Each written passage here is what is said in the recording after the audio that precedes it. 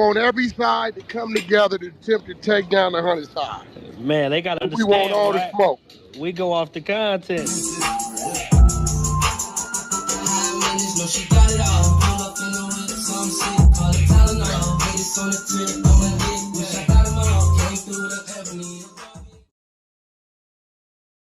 Three, two, one. Hey there, welcome back to the channel where we keep it real. No capping. I'm your host, bringing you nothing but straight fire and authenticity. Today, we're diving into 12 rooms that I got to promote. The 100 ENT showroom, hosted by Big Wack100. The Beehive room. Love and R&B room, hosted by the queen of the 100 side, R&B. No room for the weak. No mercy room. Spin the block room. 100 ENT Jailbreak Squad room. 100 ENT South room. Petty Betty and Toxic Tanya room. Dangerous Minds room, hosted by Beast. Good Burger, hosted by Pitbull. Sleepless in LA, and many more. If you want to get closer or you want to be a part of the show, go to Clubhouse, follow one of these rooms, or you look for a room titled with Wack100. These particular videos all made possible by the one and only Wack100. Get ready to vibe with me as we explore the hardest topics that need some real recognition in the streets. Let's jump right into it and show some love to this channel by hitting the like and or subscribe button. So, without further ado, hold it down. One mic on Wack. Before I get started, bro, I gotta be truthful. Okay. You really gonna sit here like we don't know each other? I'm just keeping it real because I'm here with my woman. I didn't know who I was coming to see. I knew about you and you. So what I'm gonna do now, out of respect, is I'm gonna delete her number from my phone. My God. No way. Y'all didn't tell me Ain't no this way. part. I don't know. Oh, he's being funny. I'm gonna delete her number from my phone. And I say that to say this. Being truthful to your woman is key to the relationship.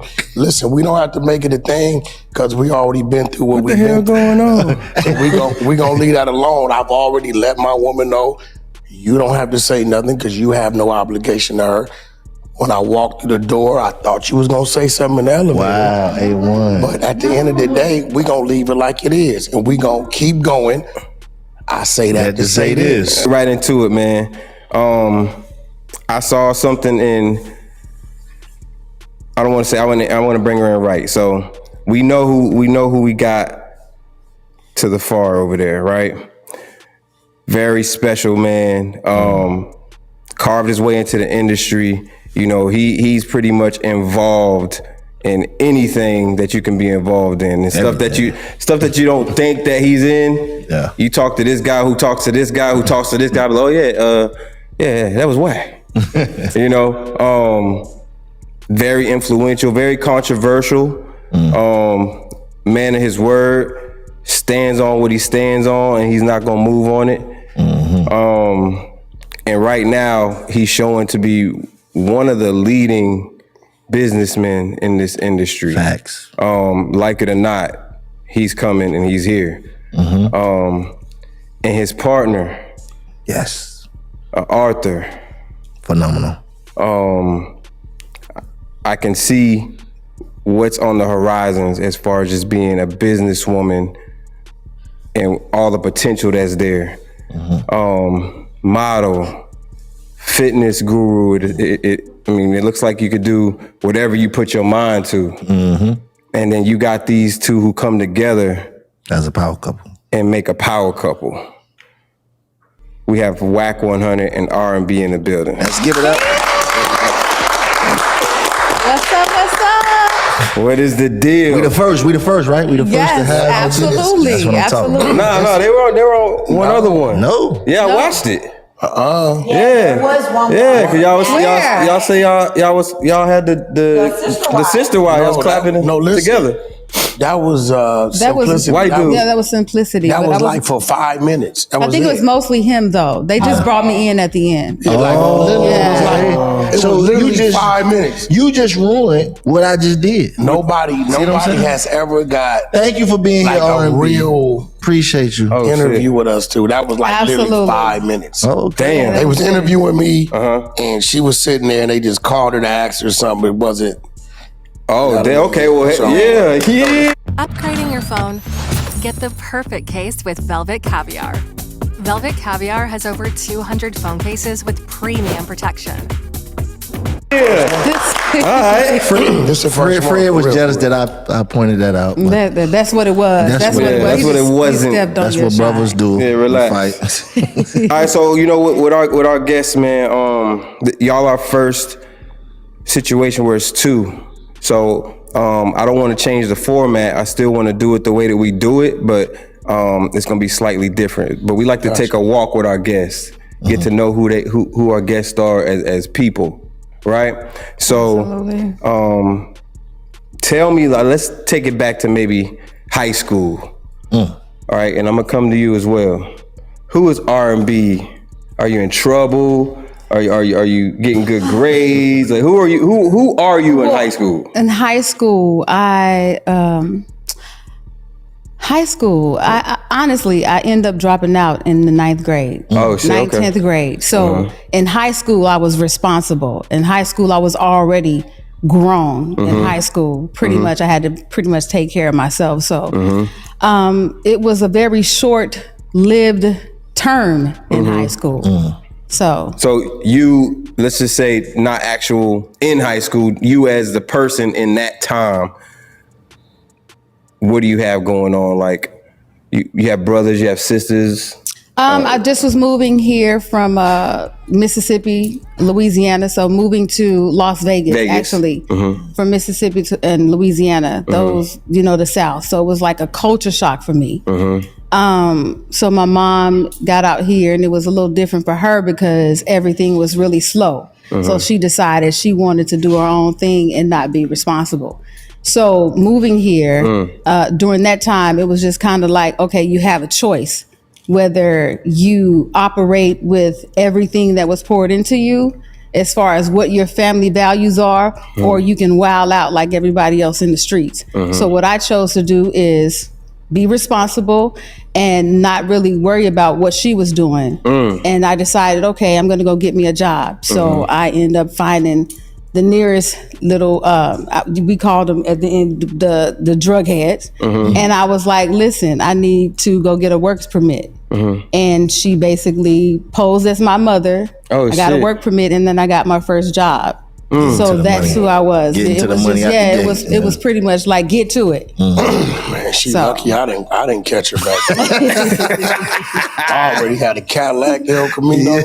She'd have been in the I passenger. would have ran. He was so buff. I would have ran from I him. would have called her back then. I would have ran. Yeah, man. I guess like the same question to me. Yeah. High school, I did, back then, my days of high school started in 10th grade. 10th, 11th, 12th, 7th, 8th, 9th was junior high school. Oh shit. High school, I remember playing B football. I played 4 games, and then I went to the penitentiary. Damn.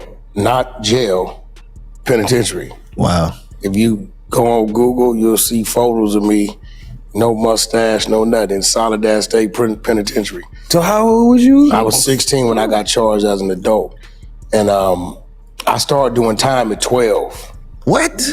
Caught my first case at 12. You ever hear people trolling saying, Wack went to prison for a BB gun? So everything they know about me, I've told the world.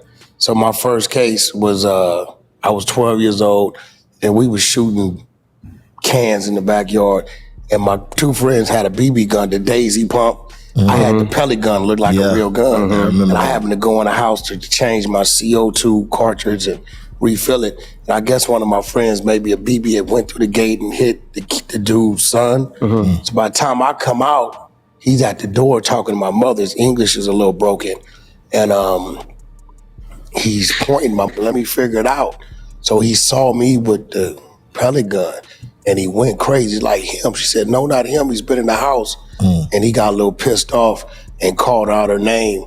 I'm the youngest of boys. How many boys? I grew up in the ghetto. I got 2 older brothers. And I grew up in the neighborhood, in the hood. So once he called out her name, I was always taught whatever boy, male was in the house is a man in the house. So I ran up, I filled him up. He grabbed my hand. I filled him up with like 28 to the face.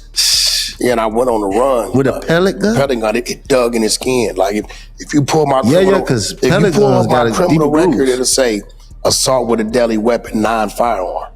Like I was 1989 and I went on the run. It got him off my mother, right? So I ended up going on a run and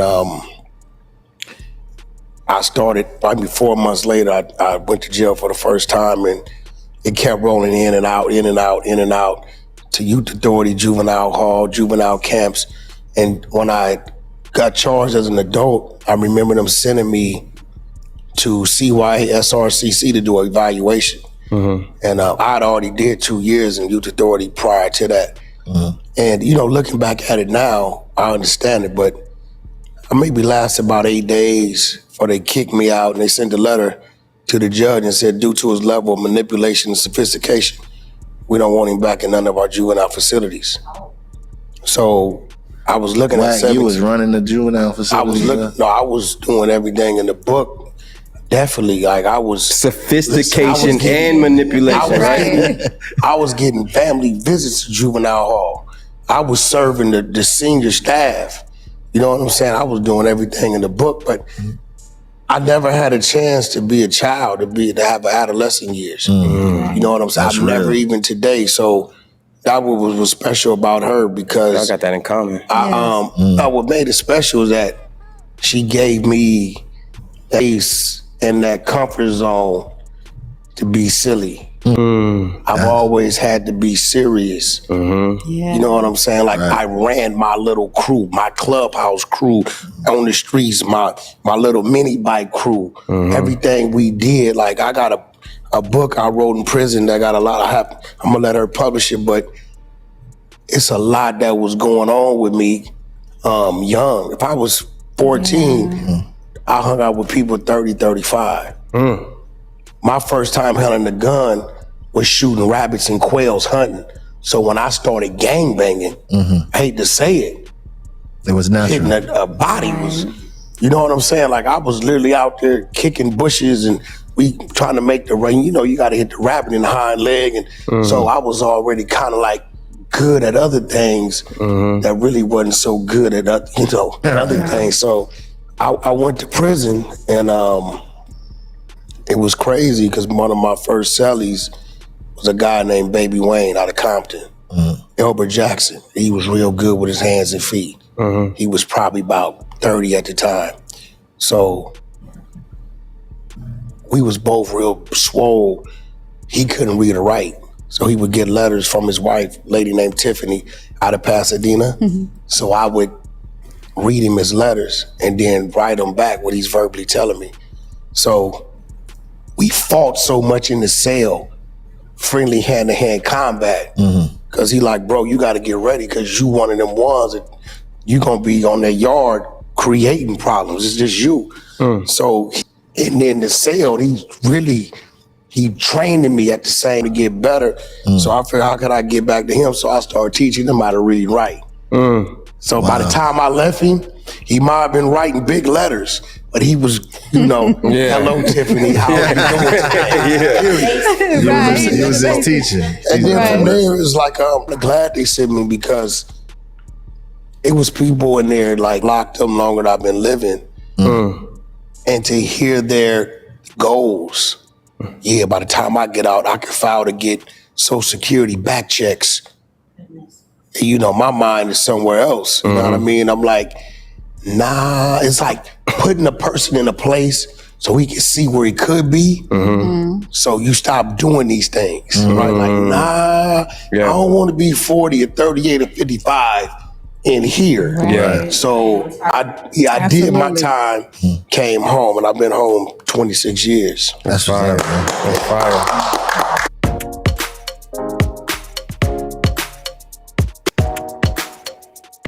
Did you? To that, gotta give him the toast. You see, I gotta direct my own brother. See, Let's man, do the you so toast. excited. Man, listen, you man. do the I still toast, smell like Southwest. R&B Nigga. I here. just got off the You know what I'm saying? motherfucker. All right, so we like to do this toast, man, just to let our guests know you're in our house, our house, not our house, our house. We all on the same level. Which Repeat you're after always me. welcome. I'm not above you. I'm not above you. I'm not below you. I'm not below you. I'm right here with you. I'm right here with you. Get it. Phenomenal story. Phenomenal. Phenomenal. That's to everybody but a verb. I came here to shut you down. I appreciate you making it to this platform before me, so I'm going to outnumber you, Verb. Bird fuck with you though, for sure. That's my partner. Yeah. Gotti too. Get you too. That's my brother. So let's get into this book, right? Talk to me about what inspired Ego Exposed. Ego Exposed. First off, it was named after our podcast that we were going to do together, or we're doing together next year. Okay. Ego Exposed. And I am big on brand building and making sure I have product to push when you do things like this. You know what I mean? I feel like, you need other avenues of income. So he said, okay, let's name the podcast Ego. He has the thing where he does the exposers. Yeah. So he was trying to give me my own thing by saying, Ego, I do my thing, so let's make a lane for you where we can, build there. And I was like, okay, well, I can't do it without it. It's Ego Exposed. And I began to write a book. I was like, okay, this is a book. And I thought about Ego Exposed, and I thought about he and I, how I came into the relationship with no guards, really. He knocked down every wall before I even had a chance to hold him up. Wow. Like literally. Explain that. What do you mean? It was kind of like every rule that I set for myself. He was like, nah, that ain't He it. was like, nah, he kicked the door in. It was crazy. So, and with him, I feel like he had a lot of ego that I had to kind of like break through for him to trust me. He uses this thing where he says it's trust before love all the time. And I really didn't understand that because women, we lead with emotion a lot, our hearts. And for him, he really kind of taught me what trust was and what it means to like really be loyal, trust, dedication, and how that you should put that above, love or your emotions, right? Hold on, I'm interested in that. Explain that. Trust before love. Okay, well, you can love your Air Force Ones. You can love the way your sweats, the comfort of your sweats. You can love all kind of stuff. So that word is really shallow, right?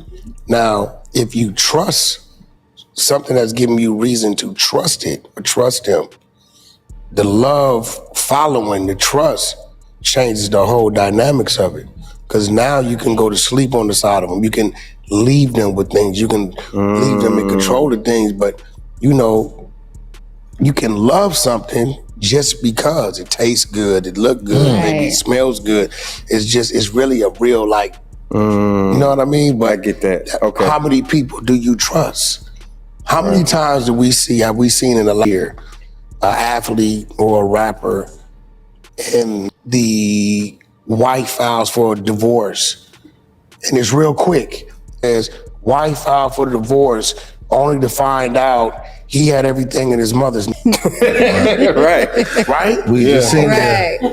You know what drove that? No trust. No trust. It was no trust. And guess what? He was right. So why did you go through with it? He probably would tell you, I loved her. Right. So he was over there in the lake, right? I'm out here in the ocean, somewhere where none of us, nobody in mankind knows the real depths of that ocean. So you better trust something before you dive in there. Wow. You can go to the lake.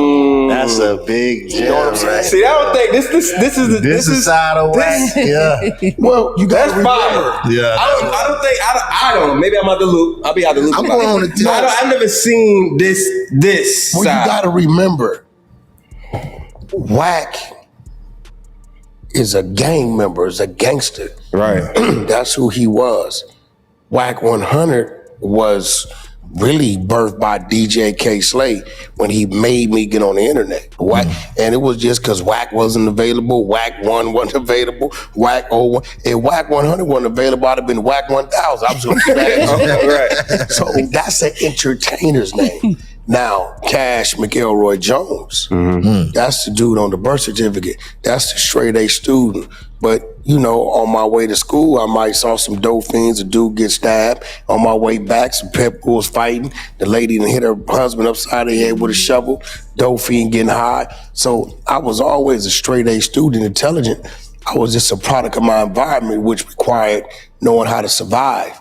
And within that, you adapt these ways and you become that.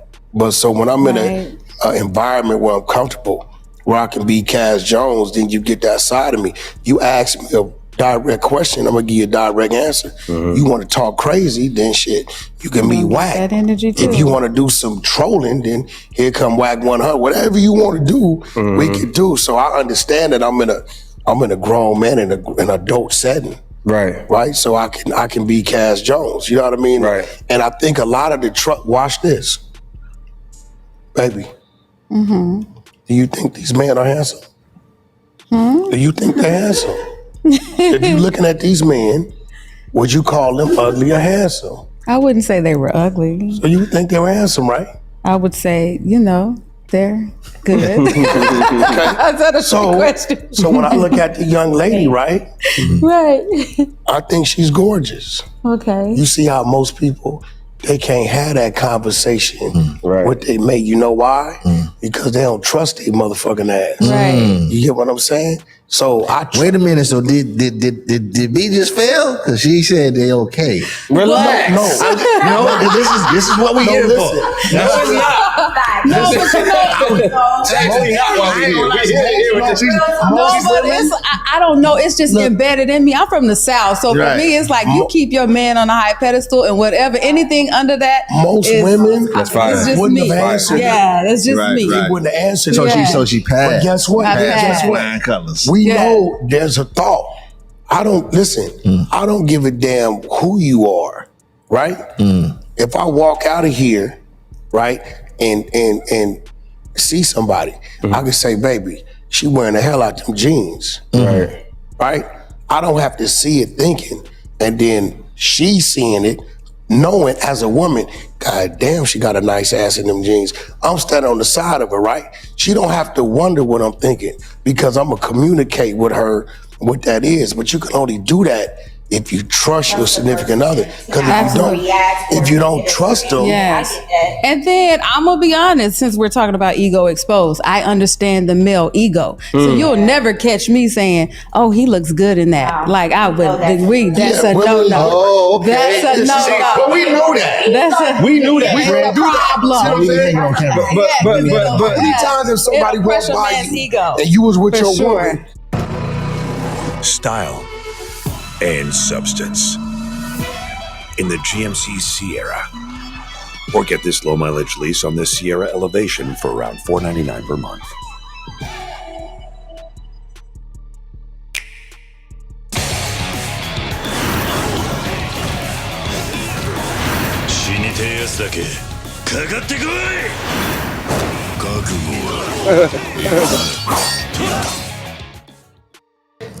And she looked at you to see if you was looking. See, I don't wear glasses unless I gotta read something. Right. I don't even look. I think I went in because A lot of brothers wear glasses to keep them getting because I know caught. my man. I already know he gonna I look. don't So have to I worry try about getting to caught. purposely look away. That's just the so trust, he is though. comfortable. Yeah. If you didn't trust him, you would feel some kind of way about him doing that. You'll be on top of it. Because I've been in a situation like that before where I didn't trust my partner. Right. And I would look, but in the back of my mind, I know he's gonna sneak. Yeah, but Look. See, and so that's is it wrong to look? like he ain't look. it's wrong to I say it's wrong if you just like you come across as thirsty because we know as women we'll look and be like that's the thirsty ass I'm gonna have to blow the man, spot you know, up. and it's like embarrassing for I'm a gonna have to blow woman. the So you spot gotta up. kind of like I'm gonna blow the spot up. Some of y'all men ain't gonna like it because I'm telling on y'all. it's just Some of the ladies, it's a reality and y'all just been lying to yourself. if you catch your man overlooking, over-investing in that means you are doing something that he desires. See, But let me tell you something. Hold on. No. Cook, my bad. Overtalk. Yeah. Nah, go ahead, Wack. Cook. For the first time in my life, right? Just mess.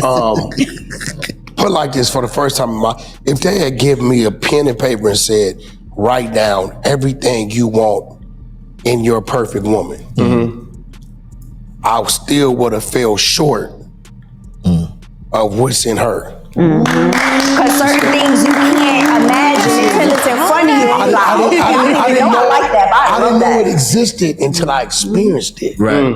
You get what I'm saying? So Right. it's like, I'm being blessed as a man, because a lot of men go through life and don't get to experience a lot of things, right? Right. I'm being blessed as a man to be able to have experienced something that I couldn't have even fathomed. Right. So it doesn't matter what's in front of me. When I walk into the room with R&B on my side, right?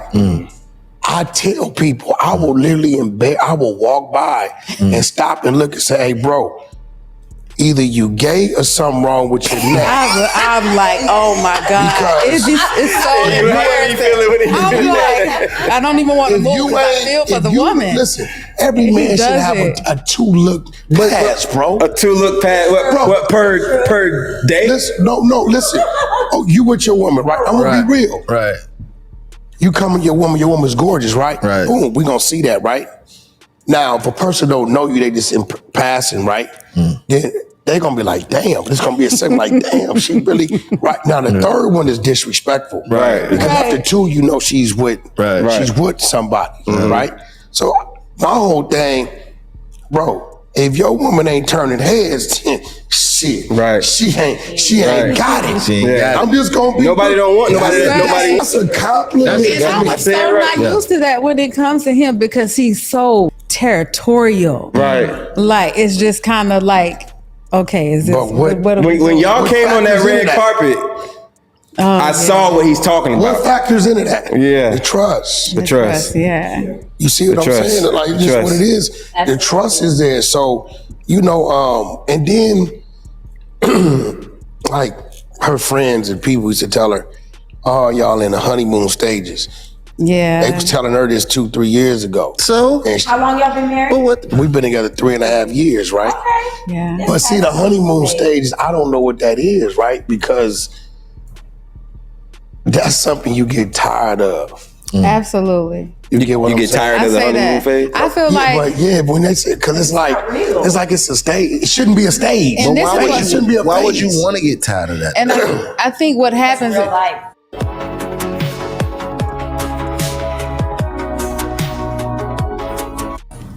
I understand listen, that, but if I'm feeling good and this is I'm in total know what I'm bliss, gonna do? I don't want to get but over I think this. that a lot of people get caught up in the feeling. And Right. for me, when it comes to him, every day I wake up, I tell myself, I'm trying to take my man. So I work for him harder and harder every day. I have off days. That's but fire. I have off This is days. That's fire. So it makes Every me day I wake up and say, I'm trying to take my And mental every day I bless. wake up and say, Yeah, that's how you know. every day I wake up and say, reinforce not losing your woman. And it's like, yes. You know what I'm it's saying? crazy. Every day. So she gets to experience, like, I listen, everything that women complain about, if I'm not already doing, I do. And the things that I'm doing, I overdo. Women complain about men being intimidated by helping them succeed at what they want to do in fear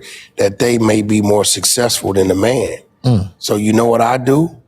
I lift her up even higher. Yeah. Any business that's happening, they call me, they say, Wack, we want your resources. We want to make you part of this business as a partner.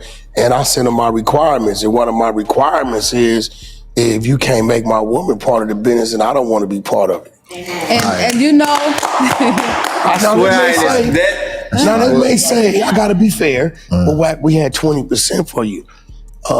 there's no more. I said, well, give me 15 and give her 5, but put her name on it. And for me, That's solid, Wack. That's hard. That's that trust. Yeah, and It's that the meant trust. everything because in my profession, I spent a lot of time helping people build businesses all the time. And I would see me build them from ground up and see them eating. And then it's almost like, okay, you're just barely getting enough to make it.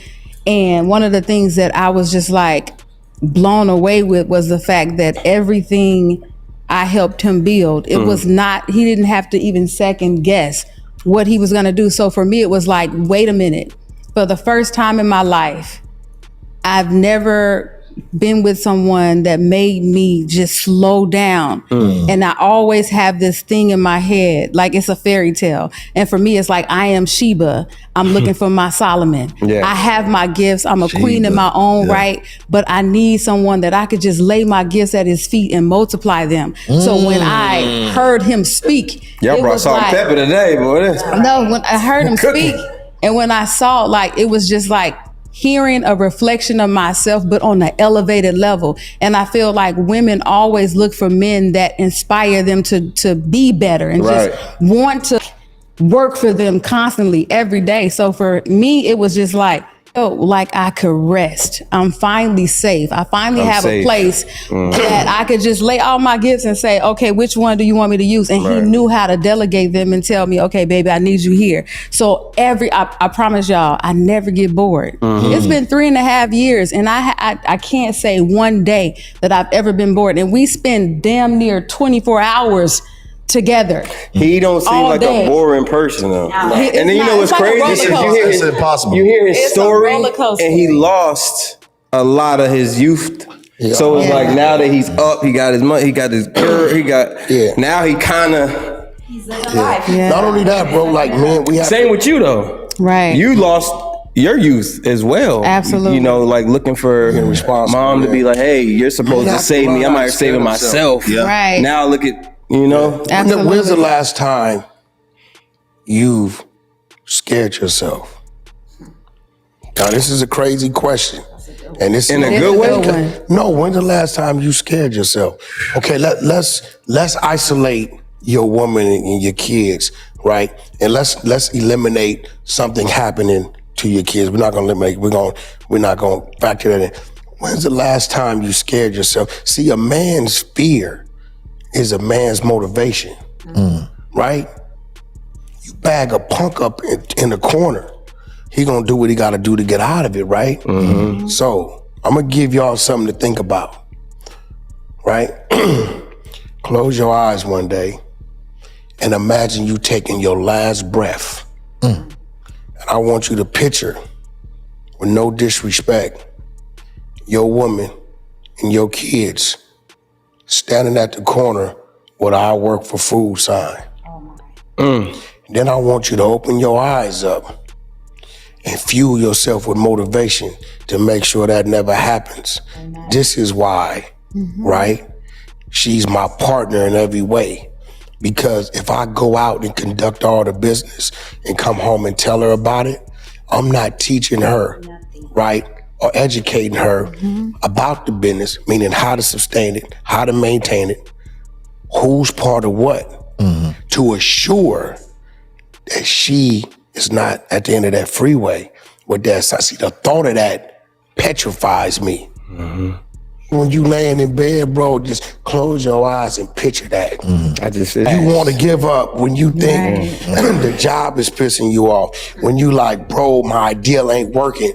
A lot of ideas didn't work. You keep going. It'll make you use that as your fuel to motivate you, bro. Because we accept it as men. You know that. We'll take our hit. Right. It is what it is. But we don't want to see them take that hit. Right. Facts. No.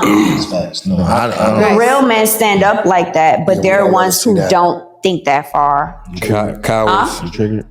Now, I'm not triggered. The other ass would have got triggered. I'm not triggered, but I've been through that thought. But I didn't have that partner to think of me in that way. I had to think like that for myself and my kids. I was on my deathbed and I was like, oh, if I pass right now, they are going to be asked out. I got to figure this out. I got to keep fighting and see how I can make things go for them, because that thought was petrifying as a woman. So I can only imagine. Right. Are you single now? I am.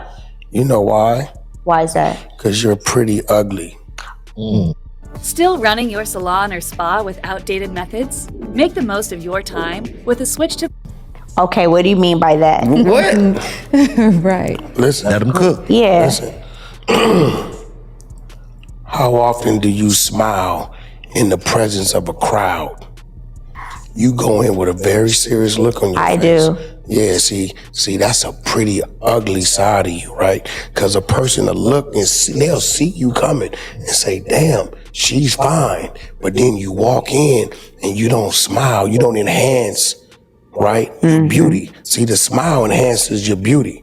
Okay. That serious look, although I know what it's about, because maybe you've been through some things, and maybe you don't want to be bothered today, and I'm just here because I'm here to accompany my girlfriend, but you might be missing out on your balance that's in the room, because they like, yeah, I know that look. I've heard that before. I have. Let me ask you something. That's very crazy you said that. Because I was just complimenting my co-host downstairs. We was just having this talk. She was smiling. Just having this talk. She smiled. When we came in, she was smiling with her. Yeah, you felt the energy. You see what I'm saying? Smile. Listen. Smile. It is. I do have that wall up with men, unfortunately. I'm working on it. I'm praying about it. Now, you gotta give, because your ass could be ugly. And uglies are, watch this, y'all. Y'all ever look and say, damn, man, what dude doing with that? Right. Because she's ugly pretty. Her personality and character, her loyalty, her sense of humor is gorgeous as fuck. See, ugly is a chick that's ugly, and her attitude and personality is ugly. Right. She's pretty ugly, so all she got to do is loosen up and smile. There you go. You know, hearing both of y'all talk and you know, back, you know, talking about the book, it feel like it comes from a healed place. And with both of y'all, with the trauma y'all been through in y'all life, absolutely. I want to ask, are y'all in or have been through any type therapy or? We each other's therapy. Absolutely. Yeah, to get me to sit down in front of, I don't know, she didn't mention it, but they was talking about it on stage, people going to therapy. And my thing is, I'm gonna be real.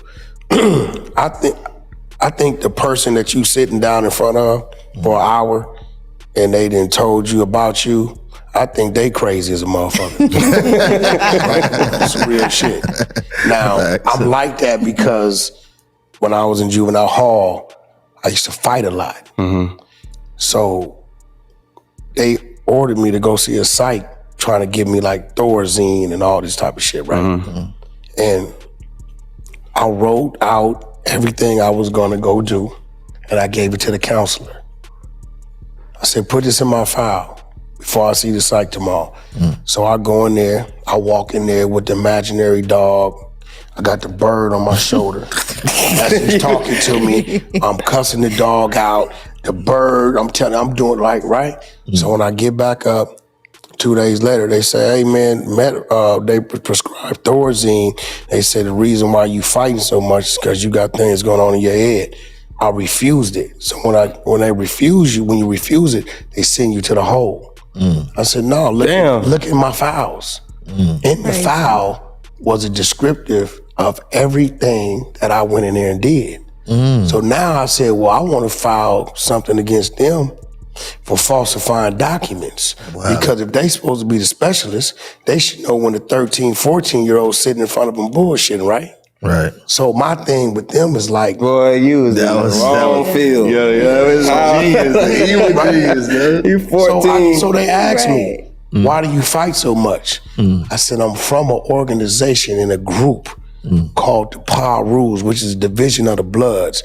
We're outnumbered 5-6 to 1. We have the only ones that don't fight is the only ones that get punked and they shit took. So me fighting is just me defending myself. Right. Right? When you attack people, well, when you already know it's coming. Right? When you looking in line and you like, oh yeah, we got his homeboy last week, you know it's coming, right? I don't want to have to fight. None of us want to. Right. You come downstairs 2:00 in the morning, somebody in your living room.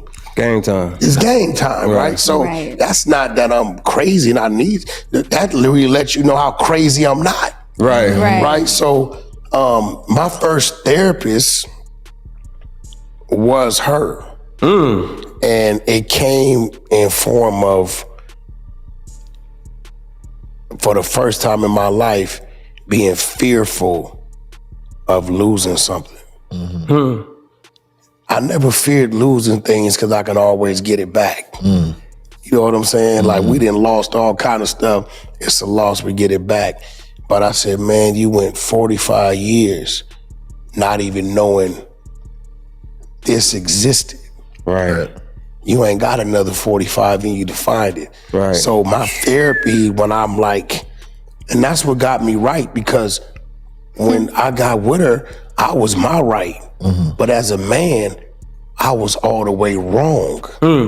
You get what I'm saying? So it's a difference between loving through obligation, there because of this, that, or the other, maybe the children, maybe the peer pressure of the church, maybe whatever. And there's a difference between loving because you're inspired to love.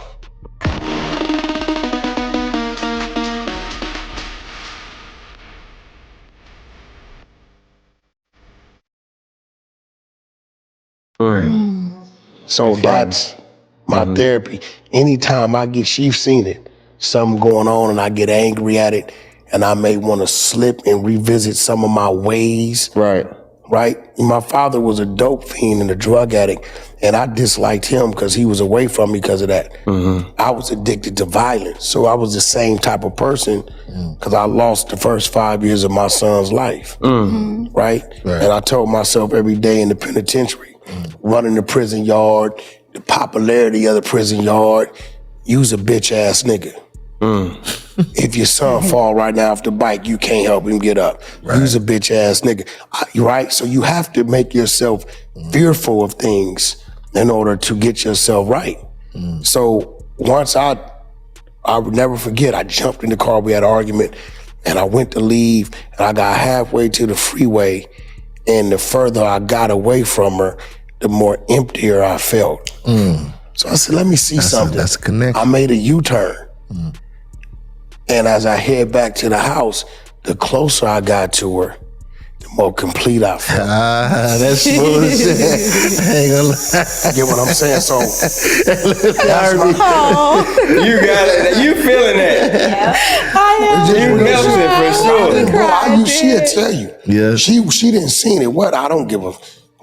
Yeah, he's straight up. She didn't watch me, baby. That's a $2 million deal. That's cool. Hey, bro, did you such and such, and did you call them people and send that email? I go all the way bad on them. Well, I don't care.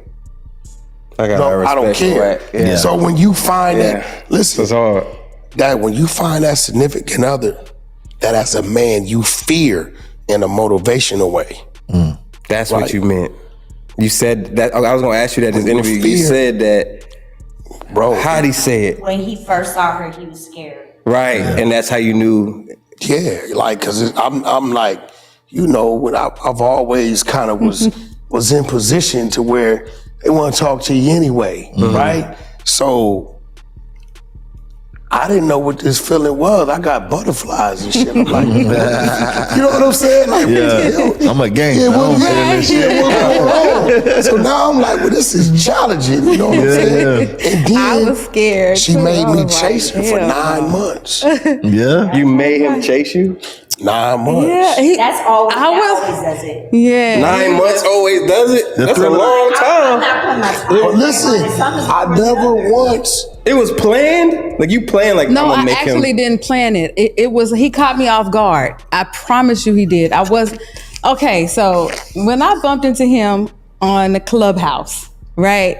Y'all met on there? We met on Clubhouse. Oh, okay. And so I was watching this docuseries and I saw all these beautiful, successful women.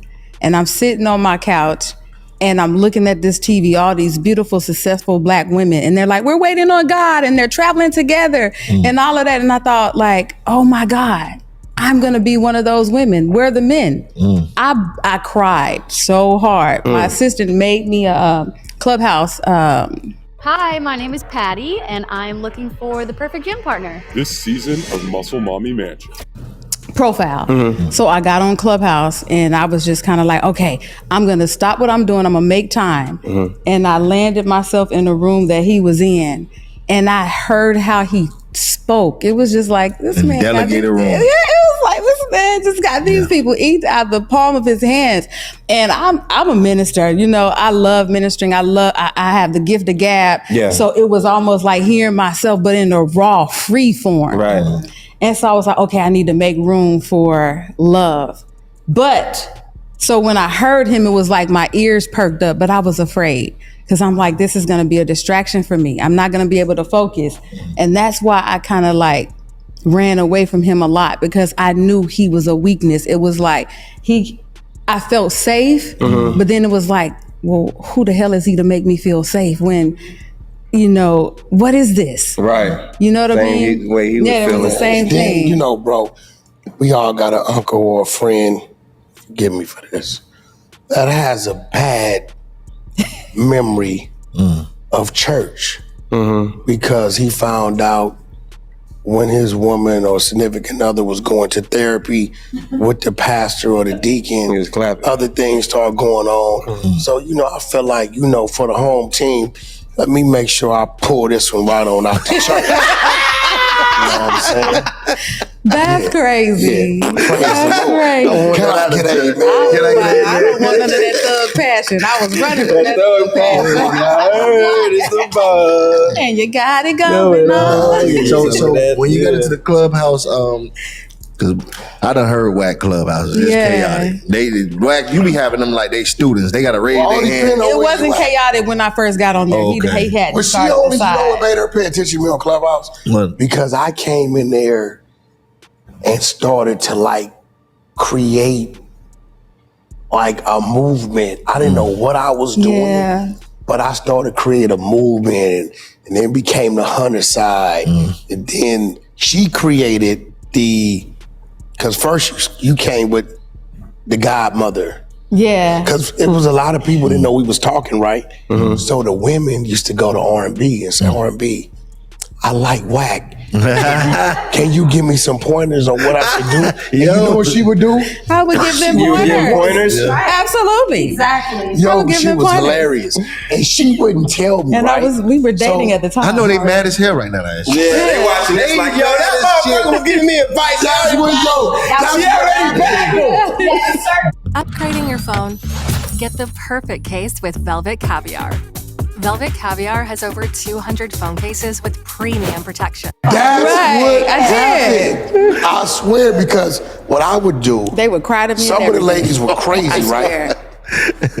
So they was trying to use them They on the had floor secret because you need relationships. crazy people on there to do your little verbal battles. So it was one, she's rest in peace down named Nurse Nikki. And she was on the R&B. R&B, tell me what you think I should say. What do you think? I think R&B even told me the woman wrote a song for me. She or something did. crazy, It was right? hilarious. Yeah. So You heard those? I heard the song. She figured out. I added a verse for her. Look, Yo. Wait.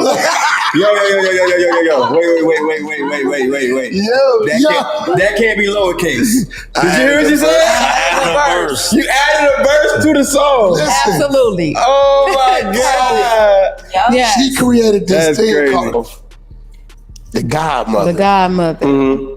So I started saying, "Hi, Father," and she was like, "Wait, what's going on here?" Yeah. And she went crazy, bitch. I've been pouring my heart out to you, And you took my man. And I'm like, that's your imaginary man. You're trying to land him, sweetheart. Right. Listen, you came and you asked the godmother for some advice, and I've been helping you, right? Yeah. But you just don't know how to calm down. You're the lap dog. So Oh my God, yo! I know you're the they. lap dog. But see, this goes to Rest in peace. being able Right. to have fun with your significant other. You know what I'm saying? They would just laugh about it. You know, this goes to that. It's fun. Build the trust too. Right. Yeah. And then we started to build what we call the 100 side. Her, and we had Trey Six was there. And Dre's, we had a piece name. We started structuring it now. It was scheduled 15. The 100 side on Clubhouse has been open for 3.5 years, 24/7. It's never closed. Rotating rooms. It has the security of the room, the administrators of the room, spies. We got all kind. Like you were coming in, you were coming in, and you get to talking crazy. I'd be like, nah, leave him on stage. Once you on stage, you hear me say, I hear you say that. Go get it. You wait about 7 minutes, because people be on under their fake name. And I tell him, so, okay, what's up, Matthew? What? Your name is Matthew Bones, right? So it signed out. I done heard him do this shit Absolutely. Because I don't go on the Clubhouse thing. So it always be like Wack have people on YouTube making pages of what happened in Clubhouse that day. I have a media team that all they do is follow me around when I'm on there. Yeah. I got everything we have everything from Hebrew Israelites, Captain Tazariak from to shout out to Captain transgenders. Right? Because I said, you know what, R&B? It's a lot of the business going on. And I come from an era where we used to do the Michael Jackson plays. You know what I'm talking about, right? So I'm like, I need to start to understand because I didn't know what all of it meant. So a transgender named Naughty came to this. Everybody hated me for it. The street nigga got a transgender. So the more they hated me for it, I advanced to transgender. Naughty's a leader now. Oh my God. Naughty's an admin now. Oh, Naughty runs this room now. They gonna try and find Naughty, bro. You do gotta get X'd out. You do that a lot. But guess what? With Naughty, the other people from the community would come to the room. So then Ion came and other people came, and I started to learn about their rules and what it was, right? Which helps me in real life deal with people in business. You get what I'm saying? So now, like you couldn't come out and say, oh, Wack's a gay basher. From Jason Lee to a transgender community, to the queer community, to the gay community, gonna say, no, Wack gives us position and gives us this. I brought Kanye West to the app. Strategic. I brought Kanye West to the app, right? Everybody like, Wack's not gonna interview him because he said that's his friend. It won't be a good interview because they know each other. We gonna see who we gonna pick. So I'm a 7-foot queer guy named Ion. Everybody mad. Wack, why the hell did you pick Ion? Ion every day in the hallway is running anti-Kanye rooms. Hates Kanye. You trying to put on the show, right? Who better to put in front of Kanye than the dude that hates Kanye? Right.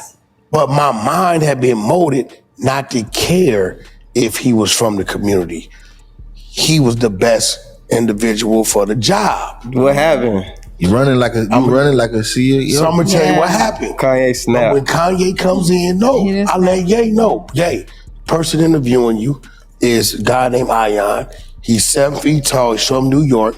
He's an openly queer man that doesn't deal with men that have ever dealt with a female. This how queer this man is. His boyfriend couldn't deal with women in his life. You don't deal with you. But let me tell you what happened. Kanye accepted the challenge. By the time the interview was over, Ion, who was anti-Ye, now is pro-Ye. That's wild. How long was that interview? About an hour, hour and a half. It was like this in the middle of his anti-Semitic shit. Now, was that because of the respect both of the parties had for you? No, I backed out of it.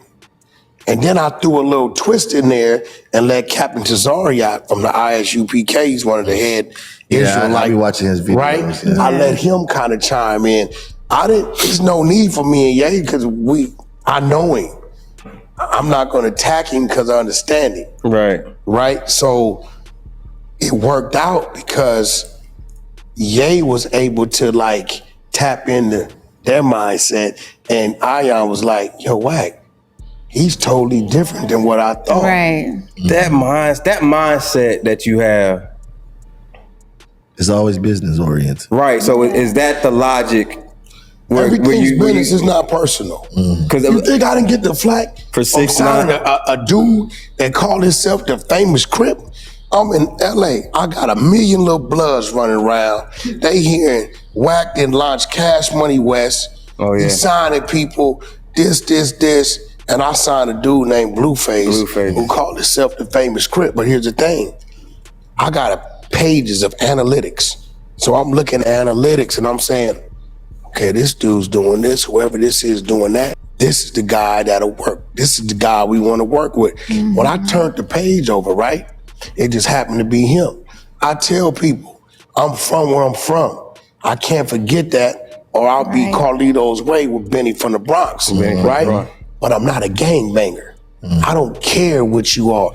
When I turned the page over and seen it was a Crip, now we talking business. What I want to do, ball that up and go to the dude that don't fit the business model? Right. No, sirree. I'm not gonna do that, right? If what's on the back, the analytics on the back of this page said this is the one, and I turn it over, and it just happened to be a guy named Blueface who said he's a famous. That's just who it happened to be, and he loved me like a uncle today. You can't tell that young man trust me with his life. He didn't come into it that way. But over time, and he sees the efforts, and that's really what it's all about. And I want to be an example for those cats that are gangbanging, to show you don't have to be extreme with that. We're all people. Right. Nobody took an aptitude test to say, based upon your score, you from over here. If my mama, grandmama, granddaddy would have raised me over there, then that's where I would have been from. You know what I'm saying? Like, so we have to understand that when we see each other, you first see a human being, you see a man. Greet that person as such. Now, if that person wants to adjust that to something good or bad, then be prepared to do so. Right. But we gotta stop. This is why I tell the people, I appreciate Charlie Kirk. Everybody got mad at me. She even looked at me and said, I appreciate it. I don't think like that. The thing is, I looked at some of his videos, and the respect that he had answering some of the African American people that was asking the questions, I was like, see, this is why I'm glad I got my own perception. Y'all from the South? Yeah, I'm from here. How many of our leaders, black leaders, before us doing our time, keep it real, have we heard telling us we killing each other, genocide, brothers and sisters, y'all need to stop? How many times have we heard this, right? We don't pay it no attention. This 31-year-old white dude says, y'all represent 13% of the country and 50% of the violence. And you know what it did? It made us go look. It made us go research. We have never researched when Farrakhan said it. We never researched about that. When any of our leaders, our pastors say it. We hear it and we dismiss it. But when that young white man at 31 years old said it, it made us research. And when I researched it, although off on his numbers, the 50% may be like high 30s, mid 40s, it still makes sense because the 13% of the country that represents black Americans, remember, that's factoring in the toddlers and the elderly. So it's really 8% of us, of able, willing, youthful bodies that's representing this 40%. So I appreciate his message because the shock value of it made us look, which is now making us pay attention and have brothers saying, hey, bro, let's prove them wrong. Let's change absolutely this. right. So that's what I mean by I appreciate his message. He's absolutely right, because I did my own research. When did you start researching? When he passed away and I started looking at the messages. I actually did, Deacon Jones says it. Yeah. We be like, it don't matter. Because I wanted to be radical, you know. I'd be against that type of stuff. Oh, But when you went and man looked, telling us we the highest number. Let me go look this up and prove them wrong. And the numbers match. Wait a minute. Numbers, yeah. Hold on. so now It's the messenger. Yeah, Right. so now, That's what it is. hoping, like, I know you was like, you know what, bro, we need to do better. Hopefully, with a large percentage of us, we seen that, and it's motivating us to do better, which is let's deal with us different. Right. In a situation where you might would have stabbed or shot this brother, you remember like, damn, I'm gonna add to that number. They gonna be right. Right. The motivation is to prove them wrong. Proving them wrong is better in ourselves. Right. You right? Let me ask you this, right? And this will be a two-part. Speaking of Blueface, now that he's out, what type of conversations are y'all having at this point? Like, I know Blueface or Jonathan. And this is R&B's. She met him prior to him going to prison. I was going to ask I think when I bailed him out of attempted murder, he was on house arrest in Vegas. But she's starting to learn that Jonathan is a very intelligent guy. Absolutely. And he uses Blueface, right, to work media. So she watched it because she's with me all day. She said, baby, what the heck is he doing? What is he doing? I said, I don't know, baby, but sit back and watch the show. She says, your phone is going crazy. Because that's Jonathan saying, Blueface, wake up, grab the people. Right. And everything he does sends him back to his management, right? Right. So, but he's a very intelligent young man. He's very athletic. When my streaming bill hit $180 a month for channels I don't even watch, I didn't get mad. I got friendly. When they locked me into a 2-year contract just to watch basic channels, I didn't get mad. I got friendly. When I needed an engineering degree just to find my classic shows, I didn't get mad. And I think he's very deceived because he's quiet. He nice at boxing too. But he will whoop your ass. He at boxing. Oh no, he's quiet. Right. Like if his demeanor, you'd be like, damn man, dude kind of like quiet, man. But he's a very serious individual, right? So I see the difference that prison has put in him because I've been to prison. Right. So when I address him, it's real quick, it's real brief, not to overload him because I know right now he's at that phase to where I'm a man. Right. I'm this, I'm that.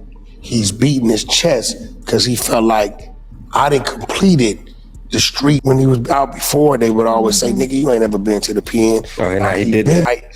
So it's a thin line between him acknowledging them guidance versus him hearing you trying to tell me what to do. So that's the ex-con, right? I'm tapped into the uncle-nephew side to where he like, nephew, don't go down that block. He don't hear I'm telling him what to do. He hear I'm trying to keep me safe. And look out for him. You know what I'm saying? Now, I wanted to hear your view on this with Krishan, right? Wack has already been vocal saying that's not like his favorite person. From your perspective, and you know, I think yesterday or 2 days ago, she just posted a couple of Yeah, she posted some wild. What did she say? She said something like I don't remember what she said. The allegation is like he stumped her out. I think she said he need to be back in jail or something like that. But that's why he said What do you see now that you're in your family? What do you see with Krishan? Like, what's I want to say missing? Find the words. But before you answer that, the stomp you out thing, and I'm gonna let you answer about Krishan. Krishan, when you look at her, you can tell that she's still young in the head, not highly educated. But she's very manipulative and she understands the streets and situations, right? So let me ask you a question. She understands what parole conditions are. She understands these things, right? But see, what happens is on social media, you'll throw something out there and you won't even take the time to think about it. Let me ask you something. You wanted to expose your man and he put hands on you. Are you gonna go live and show that physically now? Or are you gonna just put up some pictures? Style and substance in the GMC Sierra. Or get this low mileage lease on this Sierra Elevation for around $4.99 per month. That you may have been had in your phone that came from God knows what. Right. You want people to know this is right now. So ask yourself, Krishana always goes live. Did she go live and show these bruises? No. Or did she put up some photos? She put up some photos. Okay, now let me ask you another question. Yeah, she just put it up. How many fights have we seen her have? Multiple. Yeah. Can you imagine the number of fights we haven't seen? Right? So out in my mind that those bruises are from you. But I very seriously doubt that they're from right now and that they're from him. Because if it was right now for him, you would have went live. See what he just did? We seen the time, the date. So she knows how to play the media, and then she leads with, he needs to be back in jail. Right. Why? Because what he did was played on her intelligence. He's watching his mother say, you can't come around. Nah. The first 4 hours out, he lets her come around. So Krishan is thinking, oh yeah, I'm all the way back in. He's violating his mother. His mother know what time it is. She know what's going on. His significant other knows what's going on. She comes over there. Baby, I come with offering and gift. Oh, okay, that's cool. In the back of his head, you just was sucking toes, talking about she's a blood, right? On social media. On social media. Right? So now he like, well, now I'm out. I can control my own social media. Yeah, okay. Kept the camera on and we on DDG's Twitch account, which is huge. Right. And everybody's watching her. You a blue nose or a red nose? I'm a blue nose, cuz. Everybody watching her kiss this man all over his body, right? Right? Everybody's watching all of these things, right? And then we wake up to, to kick this homeless bitch out. You gone, boom, boom, boom. It was nice knowing you, boom, boom, boom. What you brought me is what you owed me anyway, because it's what you took. So now she goes into, oh, he played me. Right. Yeah. So now I got to play So him. now I got to get some get back. Right. So we understand it. He understands it. But the people don't. So now what she done? Well, I'm going back over here. That don't make him mad. Right. A man then long accepted what you are and who you are. You get what I'm saying? Once you know that, bro. Once we look over there and say, she ain't shit. That's it. She ain't shit. You done. She for the streets. Those 3 words you wrote off. Yeah. She ain't shit. Or he ain't shit. Maybe you need it for something for a couple weeks. Women, I was taught by my queen, you guys mentally disconnect and check out. Yeah. Way before the date y'all leave. Yeah. Y'all can sit there, y'all walk in there, y'all make love, y'all do all that. But y'all mentally be gone. The same way with us. He been mentally, you think he's sitting in the prison cell and hearing this and seeing this, and you think he really gonna come home? He know what we gonna say. We gonna say what we, he's a sucker if you do. For sure. But he knows that because he would say the same thing about somebody else. So, it is a circus, and she met Krishan, and her first time meet Krishan, she seemed to like her. I did. Y'all got along? Yes, I did. To me, she was really, really sweet, and it was almost like a little girl. Because that's all I can see, and I have like this auntie thing where I feel like I need to pour into people. I can see the hurt under everything that she tries to mask, and pretend to be healed or pretend to be what it is. So for me, it's kind of like, damn, she just, I feel like her mom failed her. Especially when you look at her family. Yeah, like they failed her. Her big sisters, all that. Played out with the dad and everything. She's 20s or something. Yeah, she's in her 20s. 25, 20. Might be something. This is something I want to know. Past. This is something I want to know, right? I was watching the Cam Newton show and he had Hitmaker on there, and they were talking about like who's messed with who in a relationship. Hitmaker, you talking about Young Bird? Young Bird. No disrespect, you know that we go way back. Sexy Canna, that was my first. That's hit. I fuck with Sexy Canna too. That was my first. In the business. I fuck with Bird. Bird too. Yeah. Okay. Is it important in a relationship? Let me start with you. To know who he's dealt with in the past, with him being a celebrity. If it's around me. So if it's somebody that's going to be around, you need to know. I need to know. What about you? You need to know what men she's been with. I need to know for other reasons. Could I speak freely? That mean no. I already know what he about to say. I need to know for other reasons. Y'all play sports? Yes. Okay.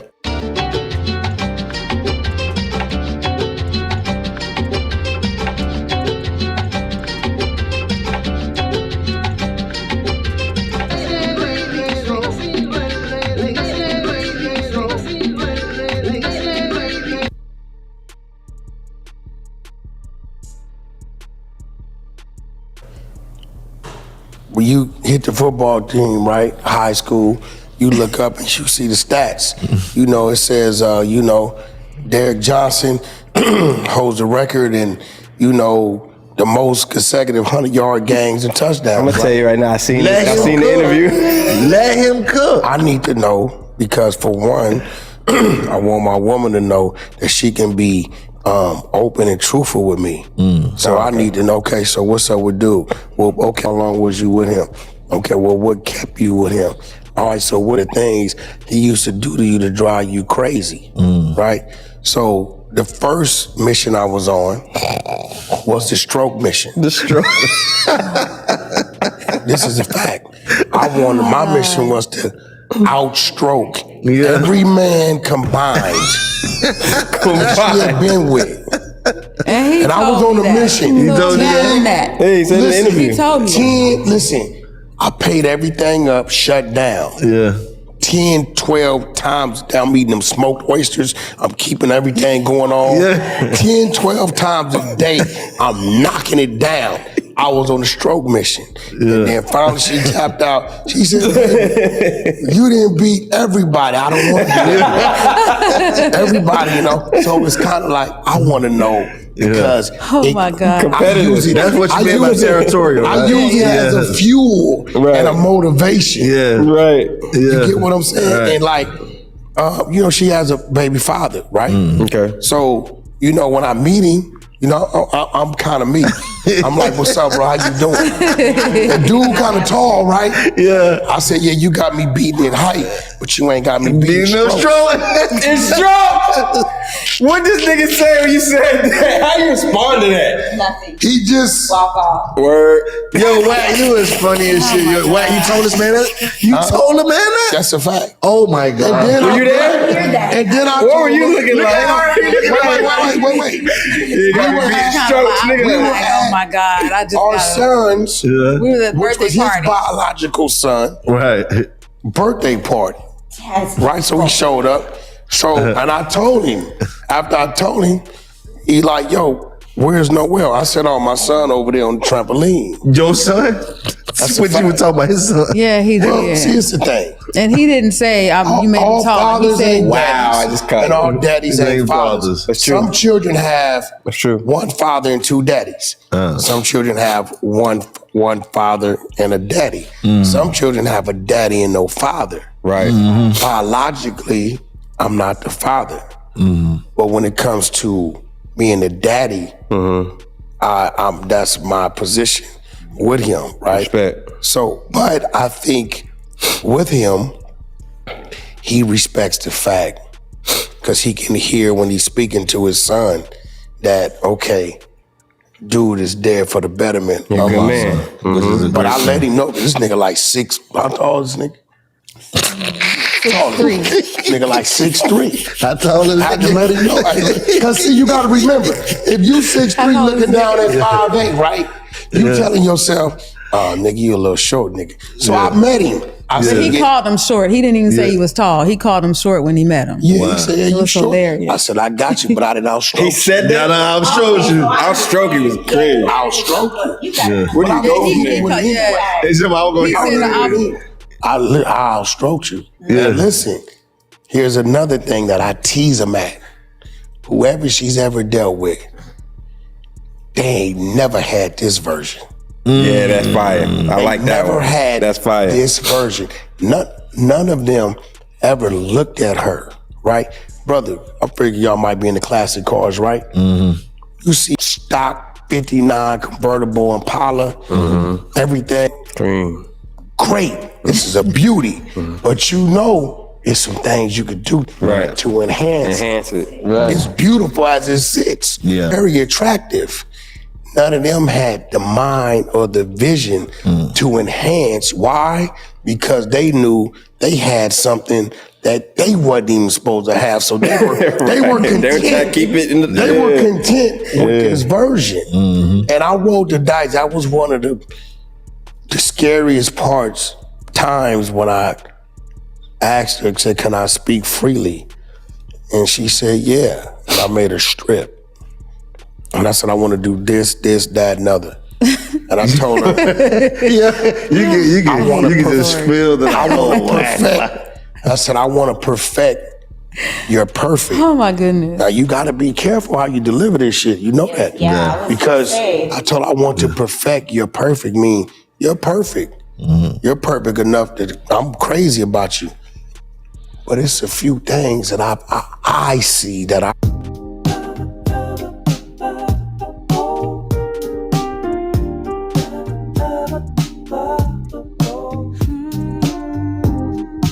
Who said I should have it all by now? I still get lost, I still zone out. They talk plans and straight routines, but I still chase that finished dreams. I sit alone and hum a line. Commercial.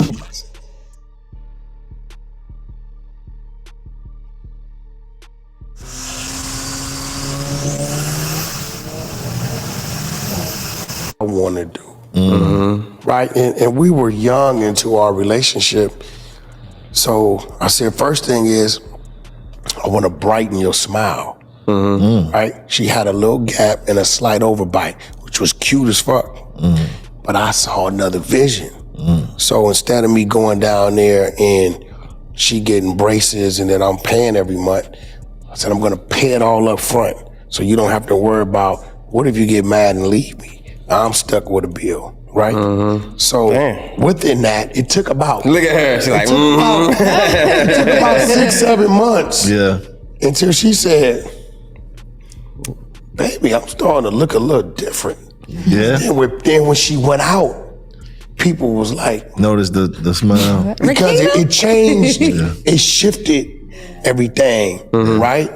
And then from there, she already had these pretty breasts, but they weren't my breasts. They were my breasts, but I didn't get them breasts. So I'm like, we gonna go down there. Can I speak? We're gonna go down there. So we tripped her off. She went down there. I said, put the doctor on the phone. So I'm talking to the doctor. I'm like, listen, I need you to do a blood count today. Let me know what her hemoglobin is. Do a blood count the day of. God dang. Listen, it was so bad that before they closed me up, they went and got him. And I'm just like, this is not my body anymore. The doctor, they were scared to talk to me by myself. So when I took her up there, right? They said it'll be 4 or 5 hours. We'll call you. I said, oh, you ain't gotta call me. I ain't going nowhere. I'm gonna be right here. What about when you get hungry? Uber Eats. I'm gonna be right here. So sure enough, they called me in there about 3.5 hours in, right? And she was on the table while she was out of it, right? So they like, what you think? I'm looking. At the time, she was about 680s, 690s, right? I'm looking, stood to the side of her. I said, nah, give me a little more. They took it they took it like 747. Here's a whip. Said a little more, stop right there. So she ended up at like 780. I said, that's where she's at right there, right? So by the time she wakes up, I'm there. And she wasn't prepared for this because this is our first time going through this. So I take her home, go grocery shopping, get her everything, and she's out of it. Mm-hmm. I don't know how long into it did she realize, because I'm waking her up, giving her a medication, feeding her, and she like, what are you doing on your phone? So I showed her my phone. I'm keeping track of what time I gave her medication, what she ate, what I fed her, just in case there's any complications. Right. I got record of what's going on, right? Wake her up, time for a bath. What you mean? Baby, you can't get in there by yourself. So I never left her side. Until she was up and could do for herself, I never left her side, right? So, you know, at the end of the day, it's like a nah. You ain't kissed this smile. You ain't played with these titties. And guess what? I put some weight on her. You ain't had this figure.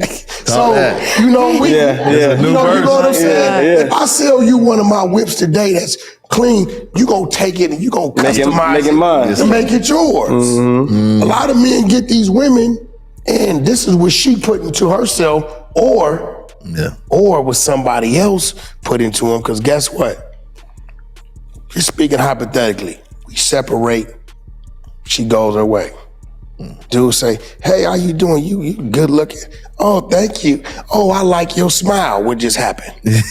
What did he just trigger? She think about you. Oh, I'm setting my land. That's the ego. I'm setting my land. She gonna be like, appreciate I'm it. setting my land. Because she gonna think about Right. She gonna like, appreciate it. Right. All right, look. And that's how it is. Rapid fire. We're gonna bounce back and forth. I'm gonna say a name, you pick one. Okay? We're gonna start here. Chris Brown, Usher. Usher. Michael Jackson, Prince. Michael Jackson. Marvin Gaye, Al Green. Marvin Gaye. Juice, Menace to Society. Menace to Society. I knew it. Nipsey, Tupac. Tupac. Ooh, my stomach. Snoop or Cube. Cube. I knew it. Gates or LL.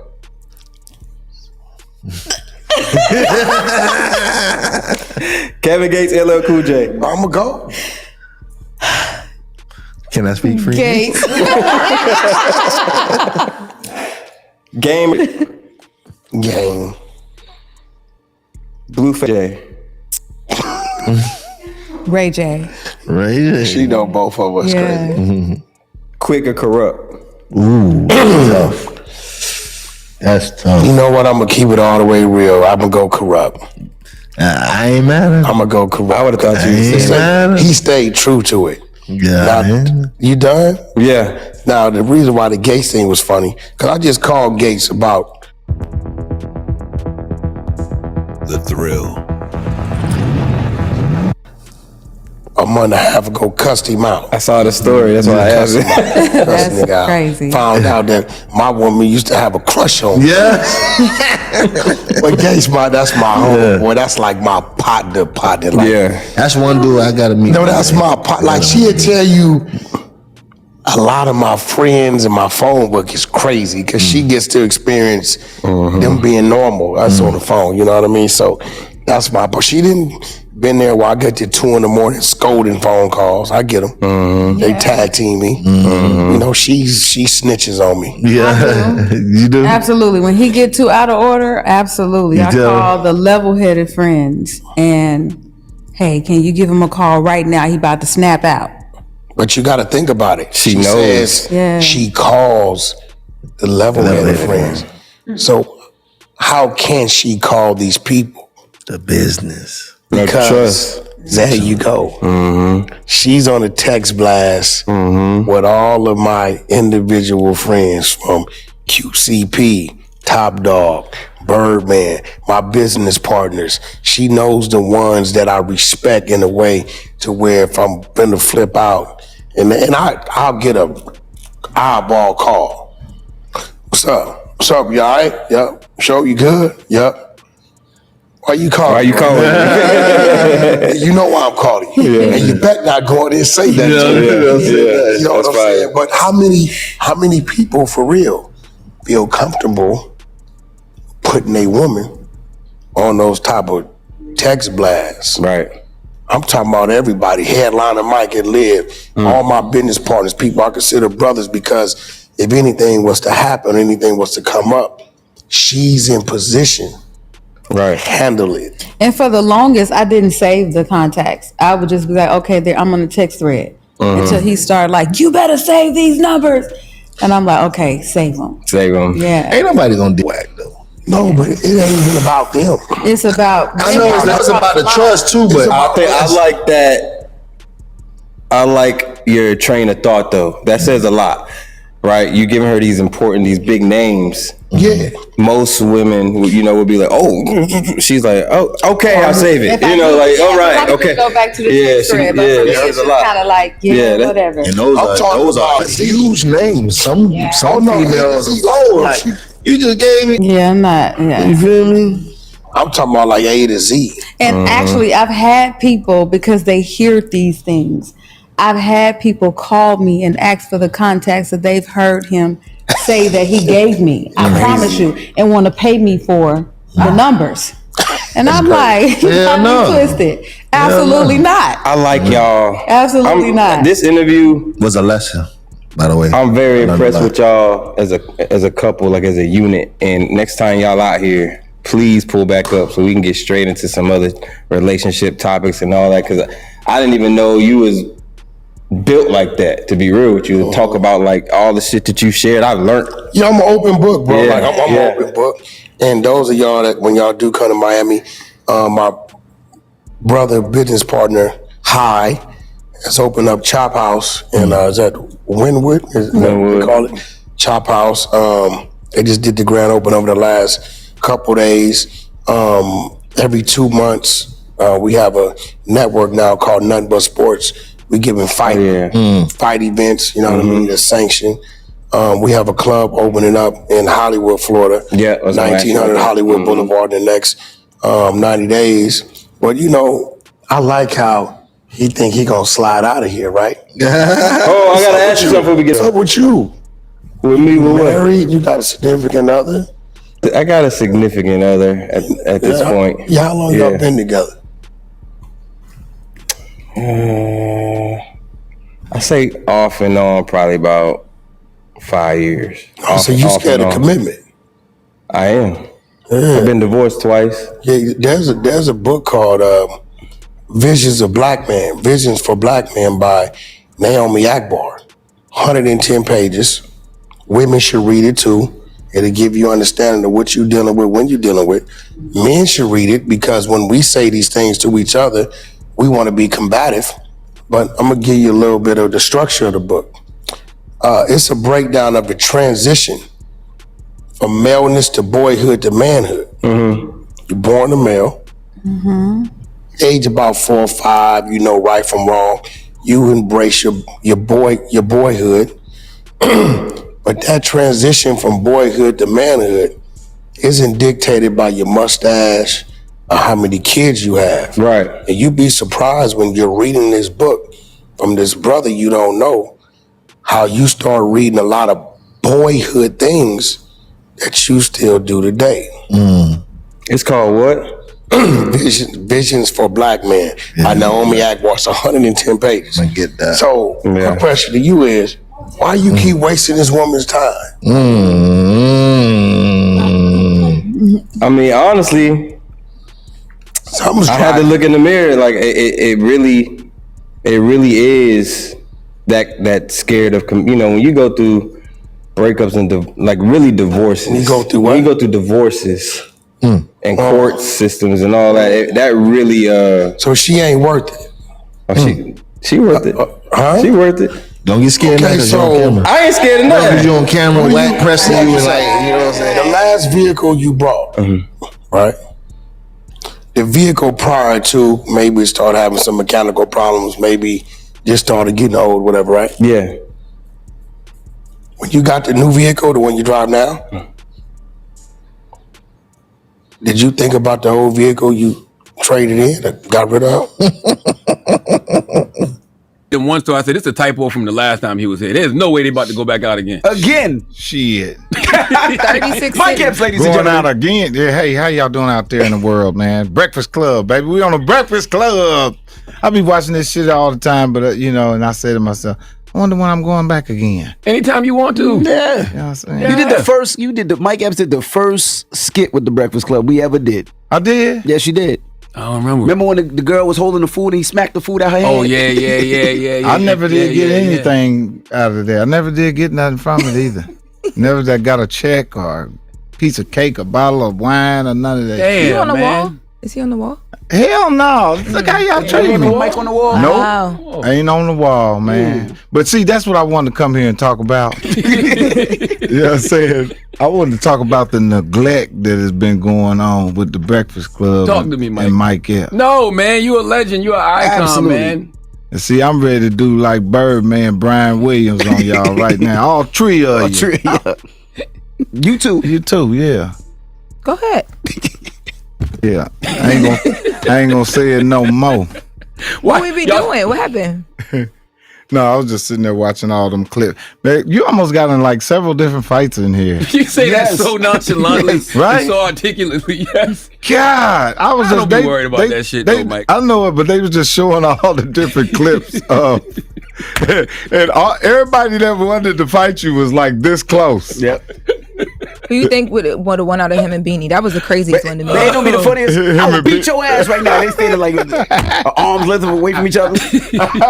I'm sitting here watching. I'm like, this right there. I've been in worse situations, man. I know, man. That shit is just serious, though. I'm like, damn. What makes you want to go back out on the road so soon? I've just ended this tour. Well, you know what? That's my thing. That's the thing about me. I never leave the people. Yeah. And that's because Hollywood, they don't trust me 100%. Even now? White people do not trust me, man. And I've been working on it for years. How don't they trust you? Well, yeah, I think you proved yourself. happened? Times 30. No, you know, I don't know, man. You know, I feel like I've always deserved bigger opportunities, but I do be getting big opportunities. Mike, you just did 6 seasons of a sitcom on Netflix, man. I know. What you talking about? I'm greedy. That's a big want deal. I want bigger? more. Like, what is it that you want that sell you out haven't gotten? every show. What's bigger that I want? Yeah. I want to be in some more movies with white people because it means money. When you see me if you catch me with a honky, the money gonna go up. Yeah. But you know, when you think about black honkies, make your money go up. Go ahead. I ain't hear that word in a long time. We gotta bring that word When you back. think about black comedians, it's not too many black comedians who've had hit sitcoms. I'm talking about sitcoms that have lasted more than television 5 to work. seasons. Yeah, you know what I'm saying? There's only a few, like Cosby Show. You got Sanford and Son. Right. Martin. I Mm. don't even know if Bernie Mac did Bernie do 5 seasons? I don't even know. God bless the dead. I'm not sure. No, I don't know. But it's a handful. Yeah, I've been blessed to still be in the business, and that's how I stay in the business, man. I wake up every day like I'm just now getting in it. Like I never got in it.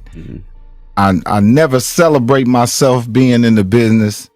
I'm never bragging or I'm always a fan still. Yeah. I'm always looking at the business from a fan's eyes. Like if I look at the business from a fan's eye, I ain't gonna never fall off because I know what the fans like and what the fans want. And I'm even judging myself like a fan too. Like, that shit ain't gonna work. Bernie Mac and Jamie Foxx had 5 seasons. You got 6. Damn. That's a big fucking deal, man. The Wayans brothers, I don't know how many seasons they had. That's a big deal, bro. It is. It's pretty good. And you on Netflix. On Netflix. That's a big deal. One of the hardest platforms to get on and to be successful on. So shout out to all to Netflix, for giving me Ted Saranda, giving me the opportunity, and Wanda Sykes and Kim Fields, just a great team of people. And that's the key to succeeding. You have to have a great team. And nobody's doing it by themselves. When you see somebody successful, you can believe it's a team behind them that made them, that helped them propel, you know. Now you going back out on the road. Yeah. We done One's Comedy Tour 2026. You didn't, it feels like you just got off the road. Right. How do you get a chance to create new material? Because usually they say material come life. That's right. But if you always on the road, where's the material coming from? If you look at the news, the shit is just hanging off the tree. It's just low hanging fruit. Every day it's some new shit. And that's the being a real comedian. A real comedian ain't sitting there writing shit. You finna get it right off the cuff. Just like you catch me coming out the bodega. Damn, Mike, what's that? And I say some funny shit. That's a real comedian right there. We ain't gotta write. I ain't gotta write shit. I ain't gotta write. You catch me walking down the street, I'm gonna be funny. Catch me at the drugstore, I'm gonna be funny. You catch me wherever you catch me at, I'm gonna be funny. And I just feel like that's what I do. That's how I write. And if you come and see me that night at the comedy show, you're gonna hear some shit that happened that day. I'm talking about it right on the stage, and I'm gonna make it funny. You know, so I trust my funny. You were talking about the honkies, right? Do you feel like Hollywood truly respects black comedy legends the same way they do white ones, or is that respect something y'all still got to fight for? Oh yeah, we definitely. Let me tell you something, man. Anybody black in any situation, you still gonna have to fight. It's a fight. You know, I never seen a race of people that quote unquote are successful and still have to prove themselves. Never. I don't see another race that has to still do it. And you know, it's even harder for us because we doing it against each other. We our biggest competition, each other. I was looking at. I was at the strip club. This was years ago. Years ago, he said that quick. Yeah. But I was at the strip club. Why you look behind it to make sure, like you ain't know your wife came here with you or not? She got ways of being in places like this, man. No, but I was just in the strip club. I was just thinking to myself, man, these dudes are really in here competing with each other, throwing the money. And they got another guy to come out, and this is just a scenario for life. They got another guy to come out at the strip club and throw money. And then after you throw your money, he collect all the money and take it back there to the girls again. And that's how they get you to throw money. They say, yeah, they got a dude out there to throw the money. That's how Hollywood is too. That's how our show business is. So somebody that starts it off, it ain't even plant, basically. Straight plant. Yeah. You know. Damn. So you still feel like you're working to prove things to people in your career at this point? Yeah, because you know, I was just listening to everybody talk about how bad of a movie that was that Denzel and Spike Lee just did. With A$AP Rocky, that movie. Right. They was just talking about, it wasn't a great movie. And I'm like, damn, literally when they were talking about it, it damn near made you forget it, that it was like, man, Denzel was in that movie. Like, you know, it wasn't a great movie. You damn near forgot about everything he did because you was focusing on the fact that it wasn't a good movie. You know what I mean? So one mistake in our culture can cause people to not fuck with you, which is weird as hell to me. I don't get it. But what you said is true though. They catch amnesia. But what you said is true. We'll push the narrative. Yeah. You know what I'm saying? Yeah. like we'll go so hard against each other. Yeah. And that's another, I mean, and you know, that's another reason why we're all great too as well. We put the pressure that we have against each other is crazy. Yeah. When I saw Mike earlier, he said, Charlamagne, your elders is after you. That's funny as hell. The OG black political beef that's happening. They want his ass too, right? They want his ass. They in the pews pissed They right now. want his ass. But see, you got the platform that you guys have is unstoppable. It's a whole lot different than coming inside of a church or coming inside of a political arena. This is the real platform. It's culture, real people. Hell yeah. You touching everybody. Man, you know, I think about you, Mike, too, because you've been funny your whole life, man. But as you've grown, what does being a comedian mean to you now compared to when you first started? Well, when I first started, it was confused. It was disruption. You know what I mean? When I was a kid, because you never seen black kids. You never see, and you never will see black kids in a career center talking about they want to be a comedian. So if you see a young black kid being a comedian, he's being disruptive. They call that disruptive. Oh, he's a disruptive.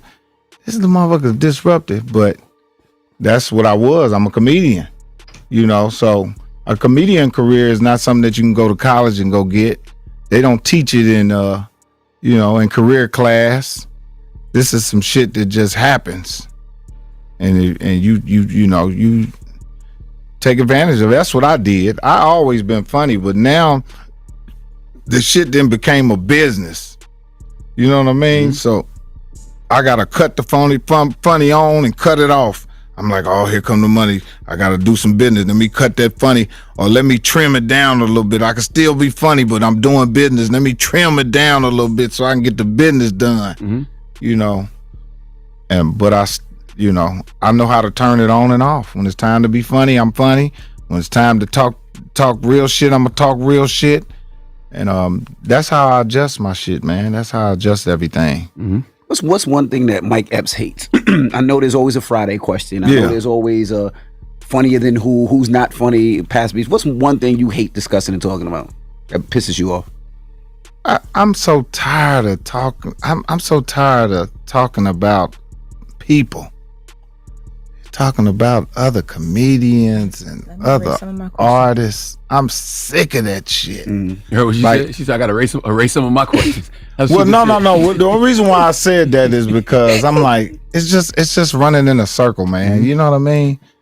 It's like, I ain't got nothing to say about nobody at this point. Matter of fact, I feel fucked up talking about something. I'm so blessed. I feel fucked up talking negative about anybody. You know what I mean? I don't have no room to say nothing negative because I'm blessed.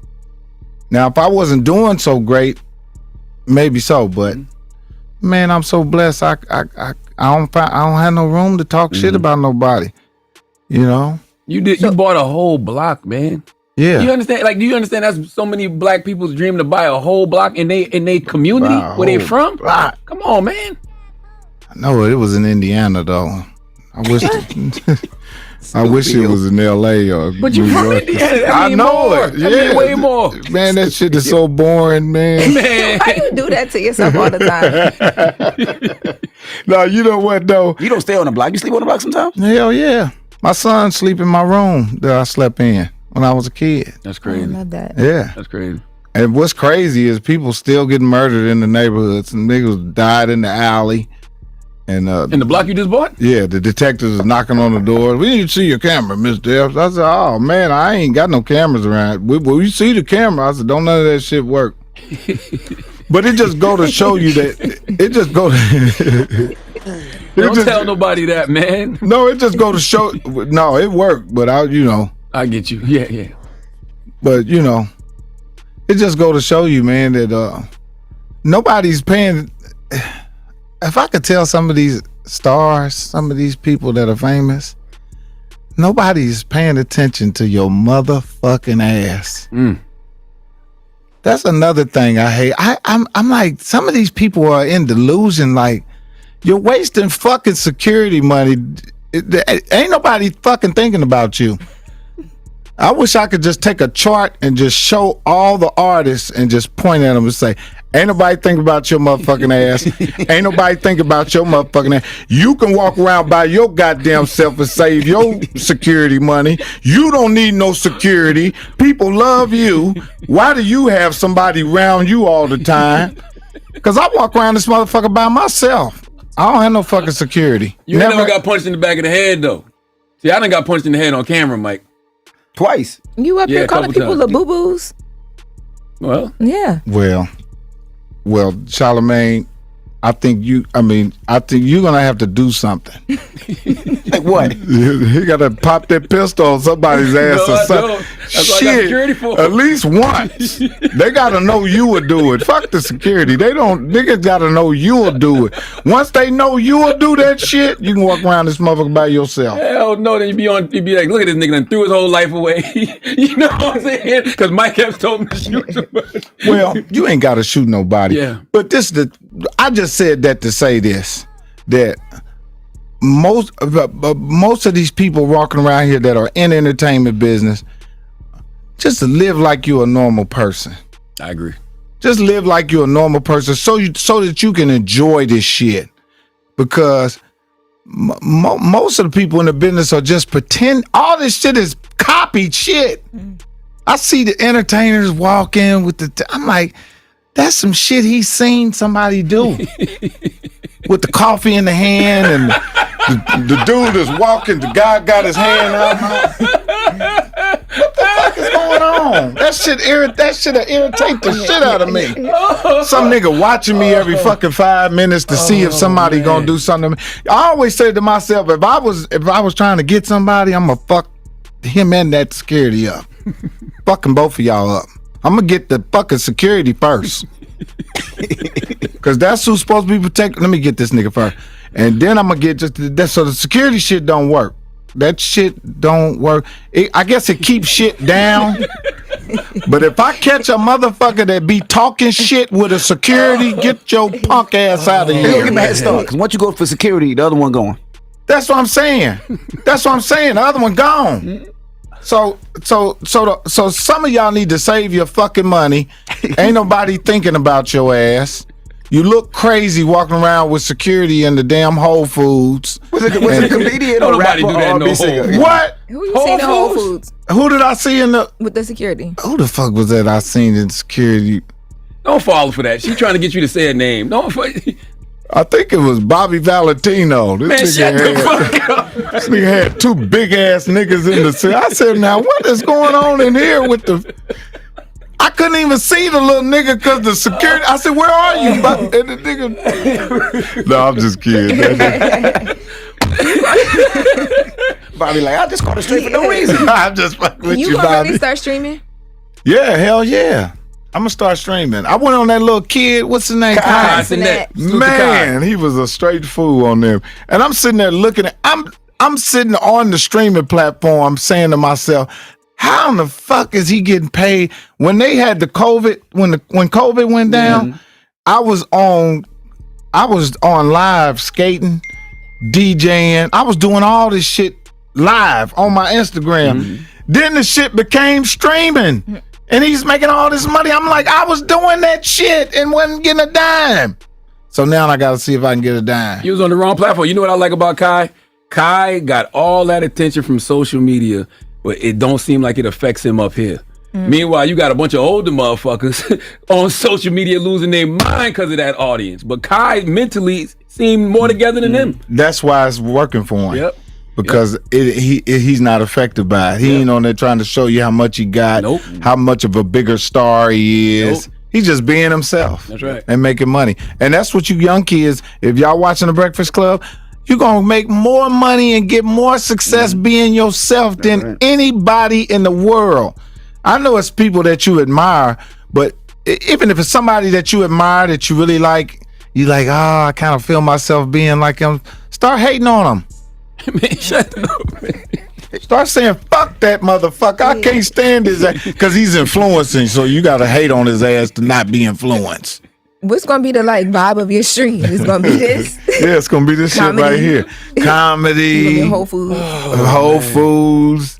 Speaking on all, like right now, all these food stamps, they didn't cut these food stamps off. I'm starting to see a lot of girls on dates that they normally wouldn't go on. They gotta eat.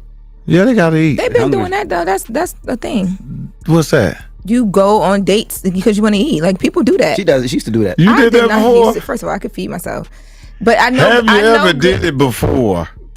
I've done that before. You'd be like, I want to go here. I don't want to pay for it. This is back in the day. Not happening now. I'm great where I'm at right now. I love my man. You're getting money. Yeah.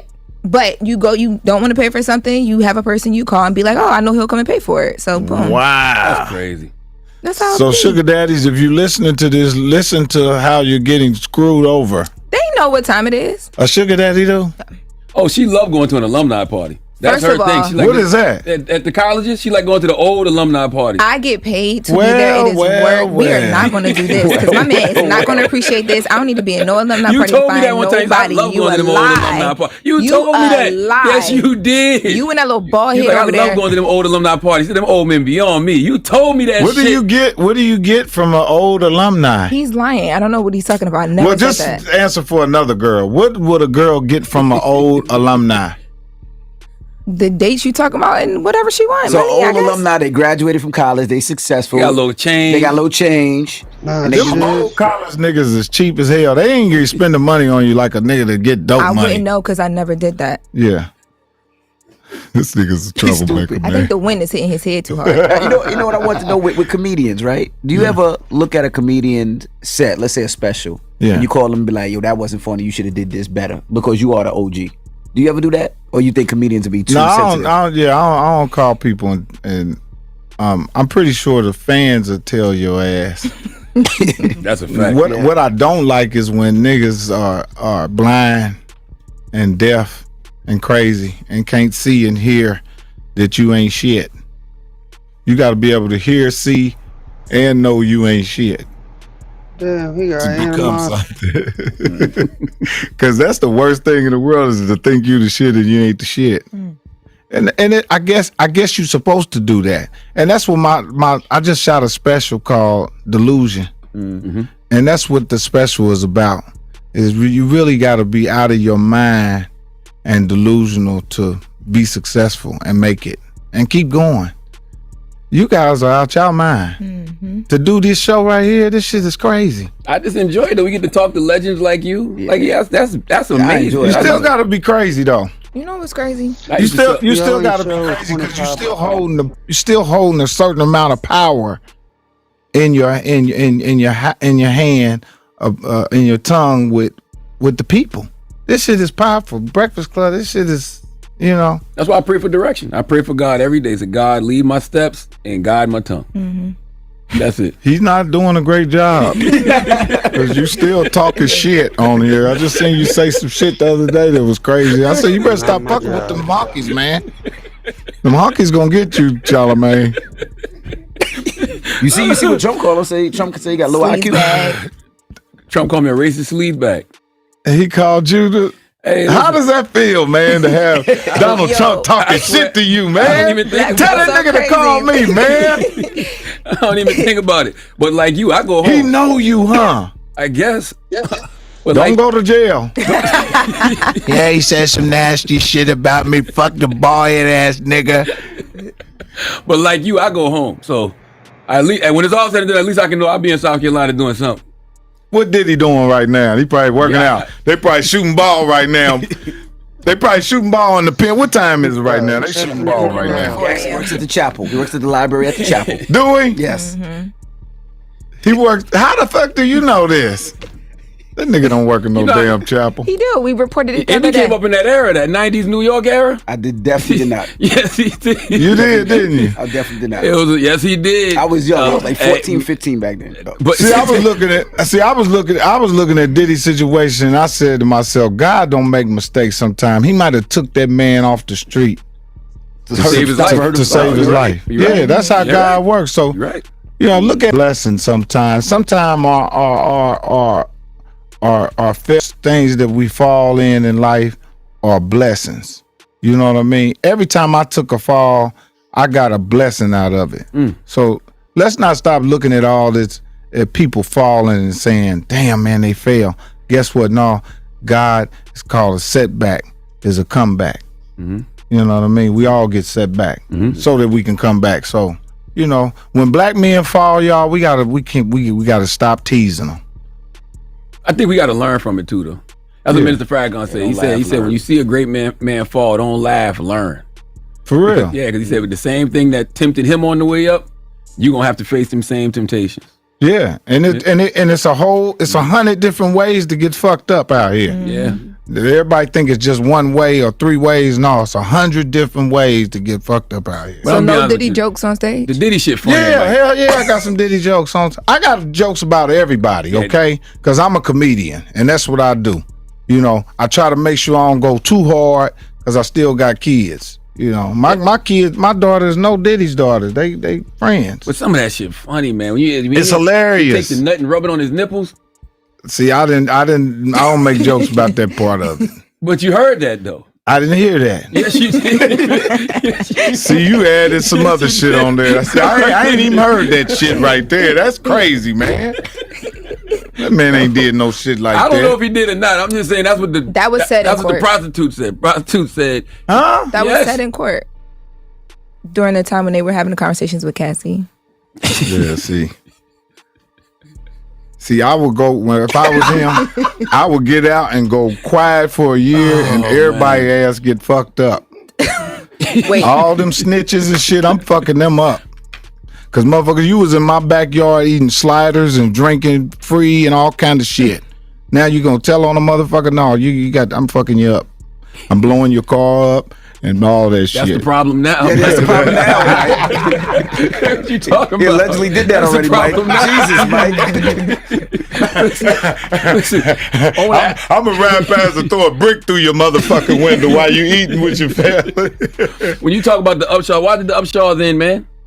The Upshaws ended because the writers, Wanda Sykes and the other lady, Regina Hicks, they just couldn't see eye to eye. Really? You know, the lady Regina Hicks, they both did a great job, first of all. Before I go any further, they did such a great job writing.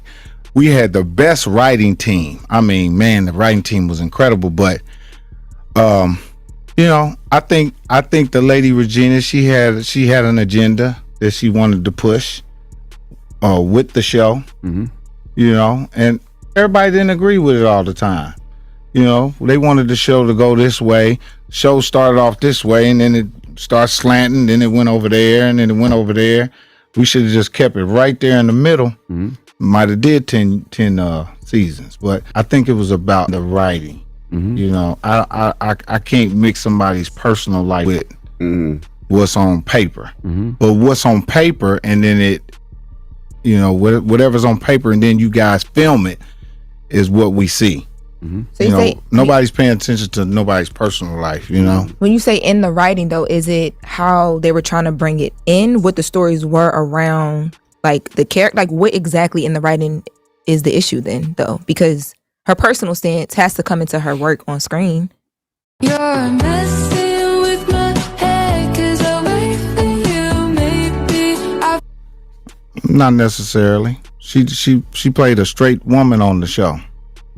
Yeah, but Wanda Sykes is very like you're not gonna make her do anything she doesn't want to do, stand next to anything she doesn't want to stand next to, right? Right. But she's an ally for a certain, not even ally, but like she speaks out openly about being a part of the community. Yes, but So on the show, her character was a straight woman, and that's what she portrayed on film, on camera.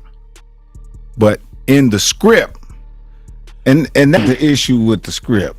That was just one out of a millions that, you know, I think personally might have kept the show from going. I mean, if you really want to think about it, the kids got grown. You know, we really couldn't go no further because of that. The kids, you know what I mean? The kids are, you know, that's what they do on these TV shows. When the kids get older, they cut the show off. Once the kids get older, you can't write stories around them because it's like, damn, this kids are grown now. But like I said, it was many reasons why the writing at the end started becoming a little different. We actually went back. We actually, in the middle of the seasons, we kind of lost it. But then in the end, when you see this season right here, you'll see we end up getting it back. You know, but it ran its course, man. And again, I'm thankful that I've been able to be on TV for 6 years. But don't that frustrate you though when two people, I guess, can't get along, so a whole production goes down the drain? Yeah, hell yeah. And you know what's crazy about that situation? I used to go to Wanda all the time and tell her, "Hey, Wanda, you know, I need somebody to fight for me in them rooms, cause I ain't in there to fight for them." And I've made it this far in my career being non-confrontational. I let so much shit go. I let so much shit happen because it's not that serious, and I'm always looking at the big picture. I don't never look at the little small potholes because I know I'm trying to make it to the end of the road. So, you know, a lot of my success, I wouldn't even have it if I was, oh man, well, I got a problem with this, and no, y'all got to change this, and no, that irritates. Man, you got to go through life like whatever. What means the most, and all that little shit, because the little shit stops you. That's right. You gotta not pay attention to none of that little shit, and focus on the prize. And that's what I did with this show. You know, I always focus on the prize. I never went in the writer's room. I might have went up there 1 or 2 times, but if I got a script and I'm sitting on the set and I'm reading it, I'll tell them, hell no, I ain't doing that. I ain't doing that. Because when you're doing television and you sitting at a table read and you guys are doing a table read, when you come back the next day and you get on the set, the script gonna be different.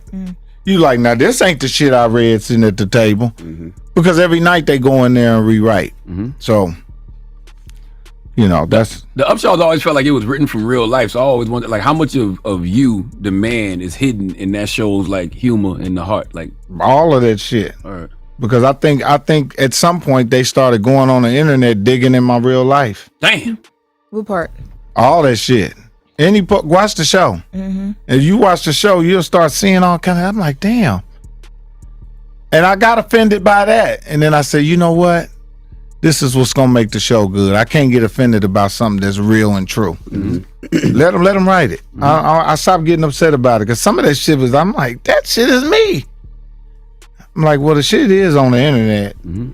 You know, the shit is on the internet. I fell out with my daughter. The shit is on the internet that I had multiple baby mamas. The shit is all this. Everything you want to write is on the internet. So you can write a whole script off just Google Mike Epps. Damn. Yeah. So speaking of that, what did becoming a husband and father again as an older man teach you that you didn't understand the first time around? On the second marriage? Well, them you got a new one. You got like a my new marriage. Yeah.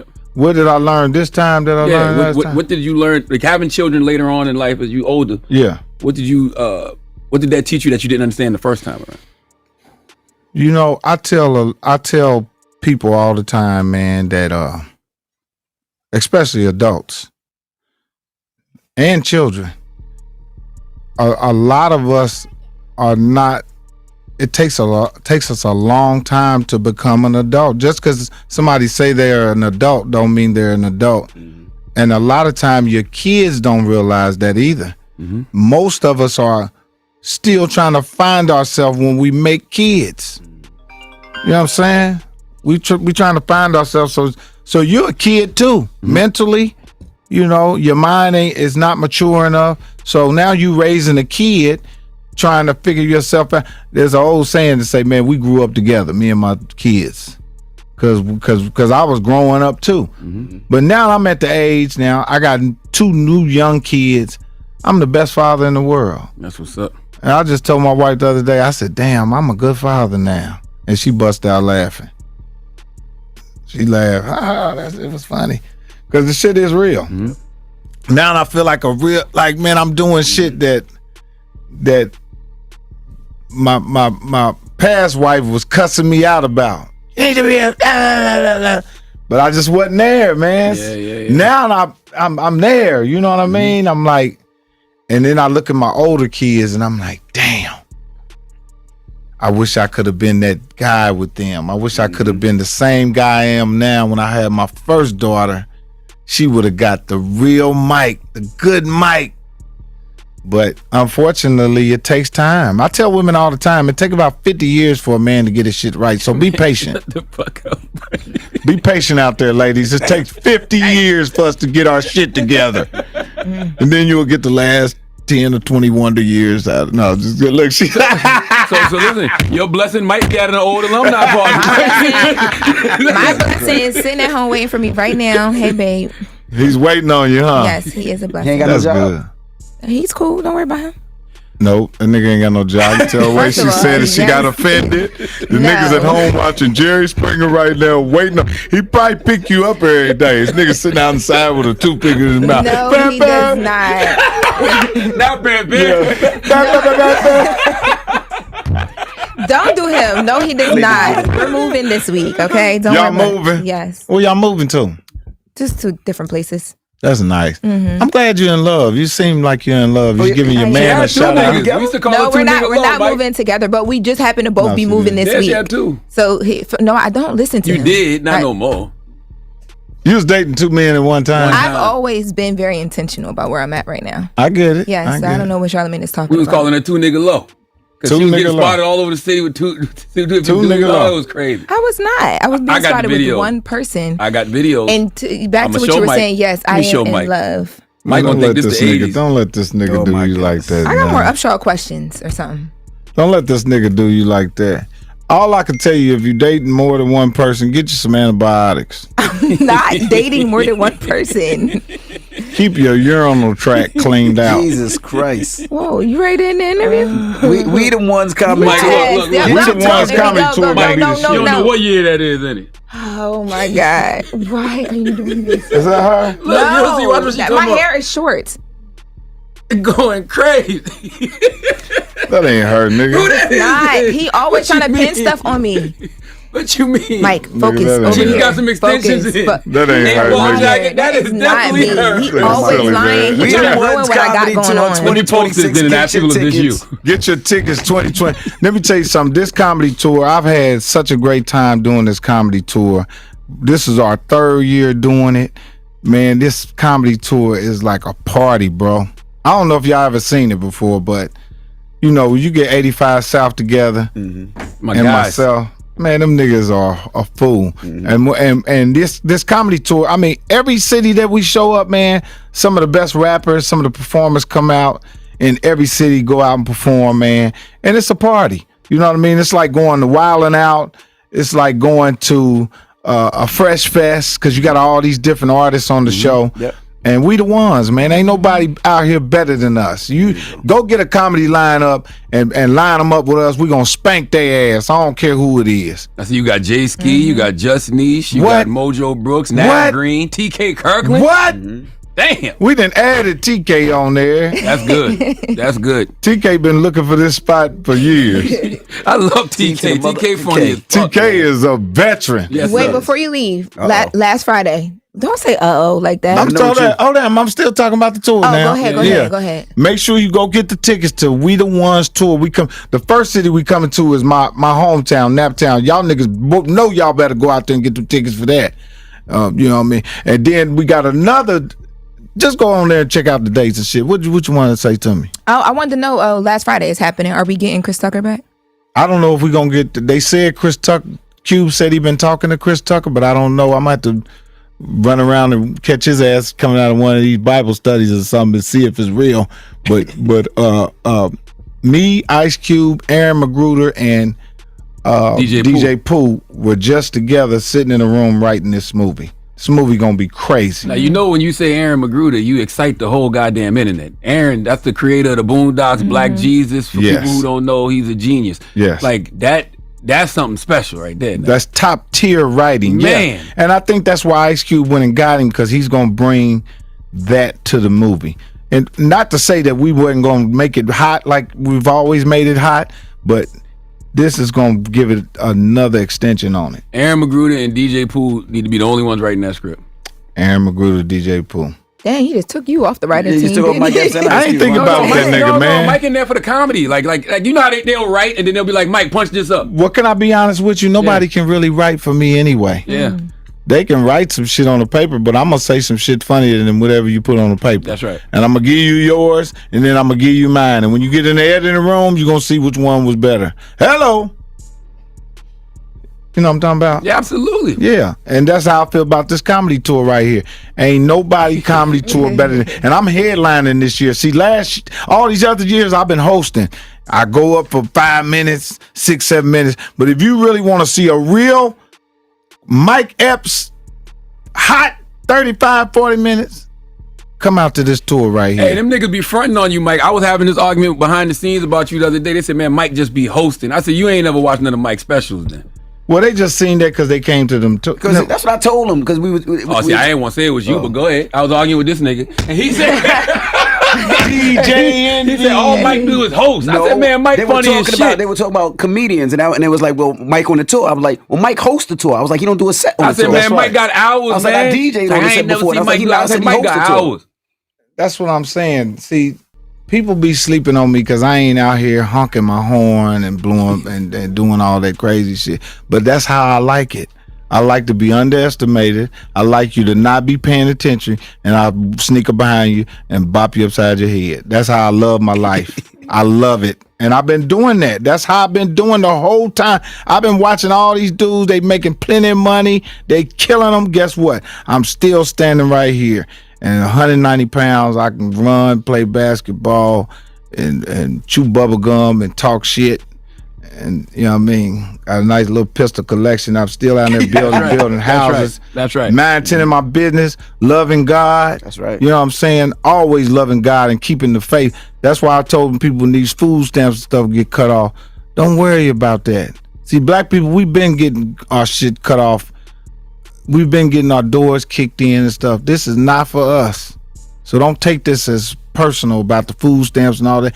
I'm actually glad they cutting some of these niggas off food stamps because some of us need to not be on food stamps because it's a trickle-down effect. You get the food stamps, then you go buy the food that give you cancer. Then you eat the food that give you cancer. Then you're sad. You walking around here upset.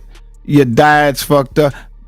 Now I'm gonna tell you some honest God truth. Your diet then sent a lot of niggas to prison. Explain. They gonna take all of this and put it on Fox News. Yeah. And it's gonna say Mike Epps says you niggas don't need to be on food stamps. You think so? Yeah. And you gonna go viral, and they gonna call you MAGA Mike. MAGA Mike is crazy. You gotta finish your joke now.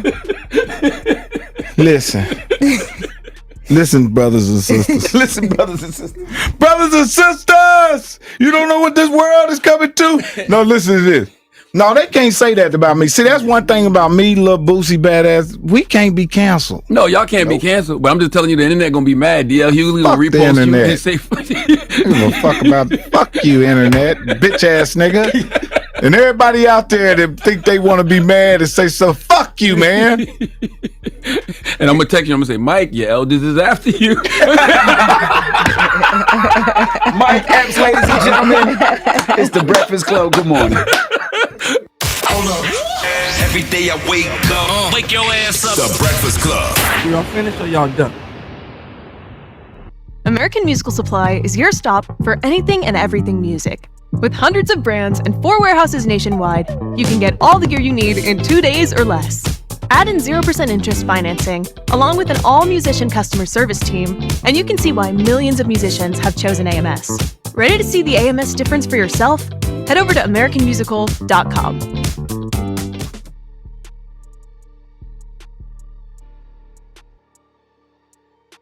We need a small business loan fast. I got this. Loan cannon! There's a better way to get a fast small business loan. Go to OnDeck.com, and if approved, get your funds as soon as the same day. Your loan is on deck.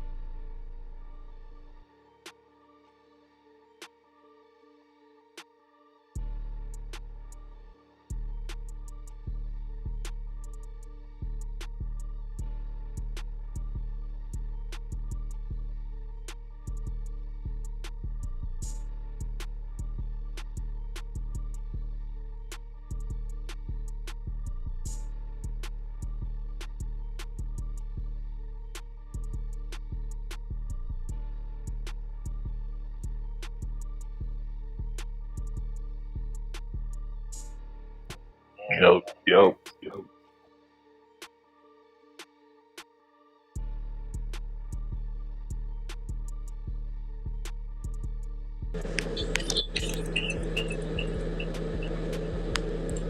Y'all hear me?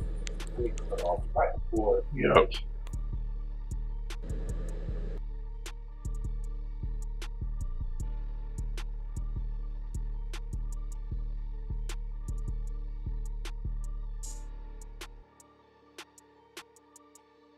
Time will heal.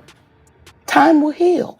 And because I have a king, it didn't make my knees buckle. Because I have a man that says, we're going to stand in this together, mama. Whatever they throw at us, we right here. And because you mine, I'll stand in front of it. My knees don't buckle. I don't waver from what I know is right. I don't waver from the truth. So if that has to be public, I'm okay with that. I'm still waiting for Tyler Perry. Still waiting for Oprah Winfrey to say, let's have this public, open conversation. Don't run. Don't run. Because that may be able to heal our community. Just like my son and I. And I'm not saying, oh, we're these healers. No, but you got a chance to see it in real time because I love him and he loves me. And I was not going to let that split second cost us the rest of our lives. You said what? November 2nd, we're going to Houston. Toyota Center. We done came down. 85 South, about to bring it back around. So go and get your tickets. Yeah. Go and get your tickets. Yeah. Go and get your tickets. If you don't, then you missed it. That's November DC 2nd. Young Fly. Yeah. Carlos Miller. Yeah. Chico Bean. Yeah. Motherfucking Toyota Face Center. Killer. Yeah. That's right. Get your tickets. Get your tickets, nigga. Lean. No. But I'm saying, if you got some drink, bring us some drink, but don't tell nobody. Yeah. November 2nd. H-Town. Yeah, keep it on the low.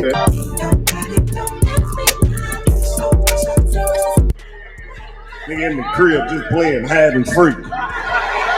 That sounds fun. Yeah, it is. Find you a good hiding spot. Yeah, salute to the They want to play that shit, that hide and freak shit.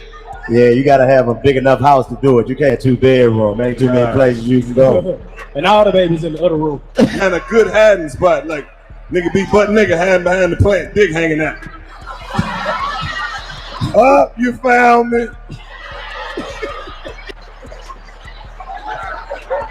You gotta spice that shit up. Women would be adventurous when you don't just. Would you wear a costume, nigga? We're talking about spice it up, nigga. Would you wear a costume? Be adventurous. Who you would be? Sometimes you gotta walk like this too, like who you would be. Sometimes you just gotta come home and role play. You just gotta act like you about to cut the gas off. You know you 1,500 behind and I gotta cut. We might be able to work something out. I can't role play. This dick up. You better hurry up, cause once you do all that playing, that dick go down, bitch. Fuck you. She took too long? Yeah, bitch, you wanna suck the little south bitch. So what wrong? Bitch, you wanna sit here and play. Now suck that gummy worm and shut up.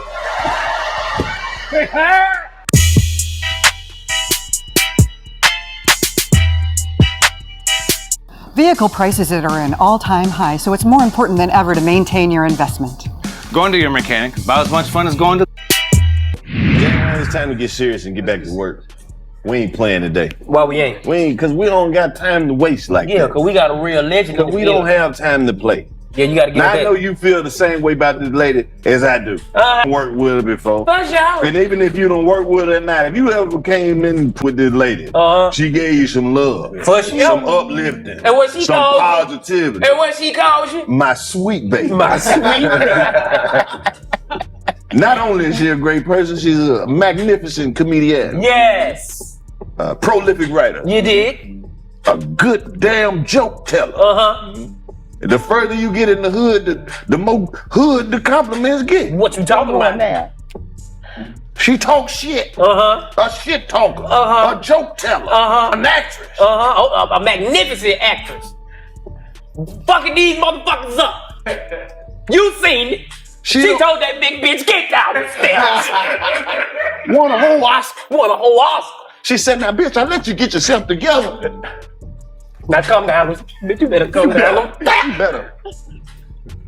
That one right there? That one right there? I went down the steps. I just walked down the steps. Come on, man. I'm not. She was acting so good. I was like, when I was watching, I was like, boy, they done got Monique back on them cigarettes. But that wasn't acting. She was on them squares. Yeah. She was on them squares. Yeah.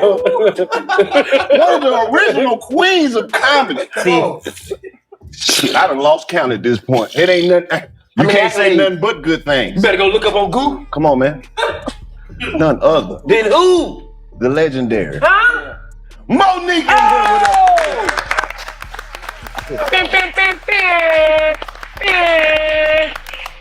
I'm gonna stay up there. You gotta get the sound effects. How long you think the standing no supposed to be? You gotta ask you more to it. Get back up. You gotta get back up.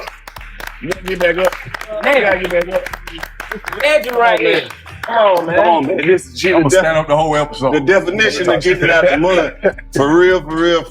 Monique, welcome to the 85 South.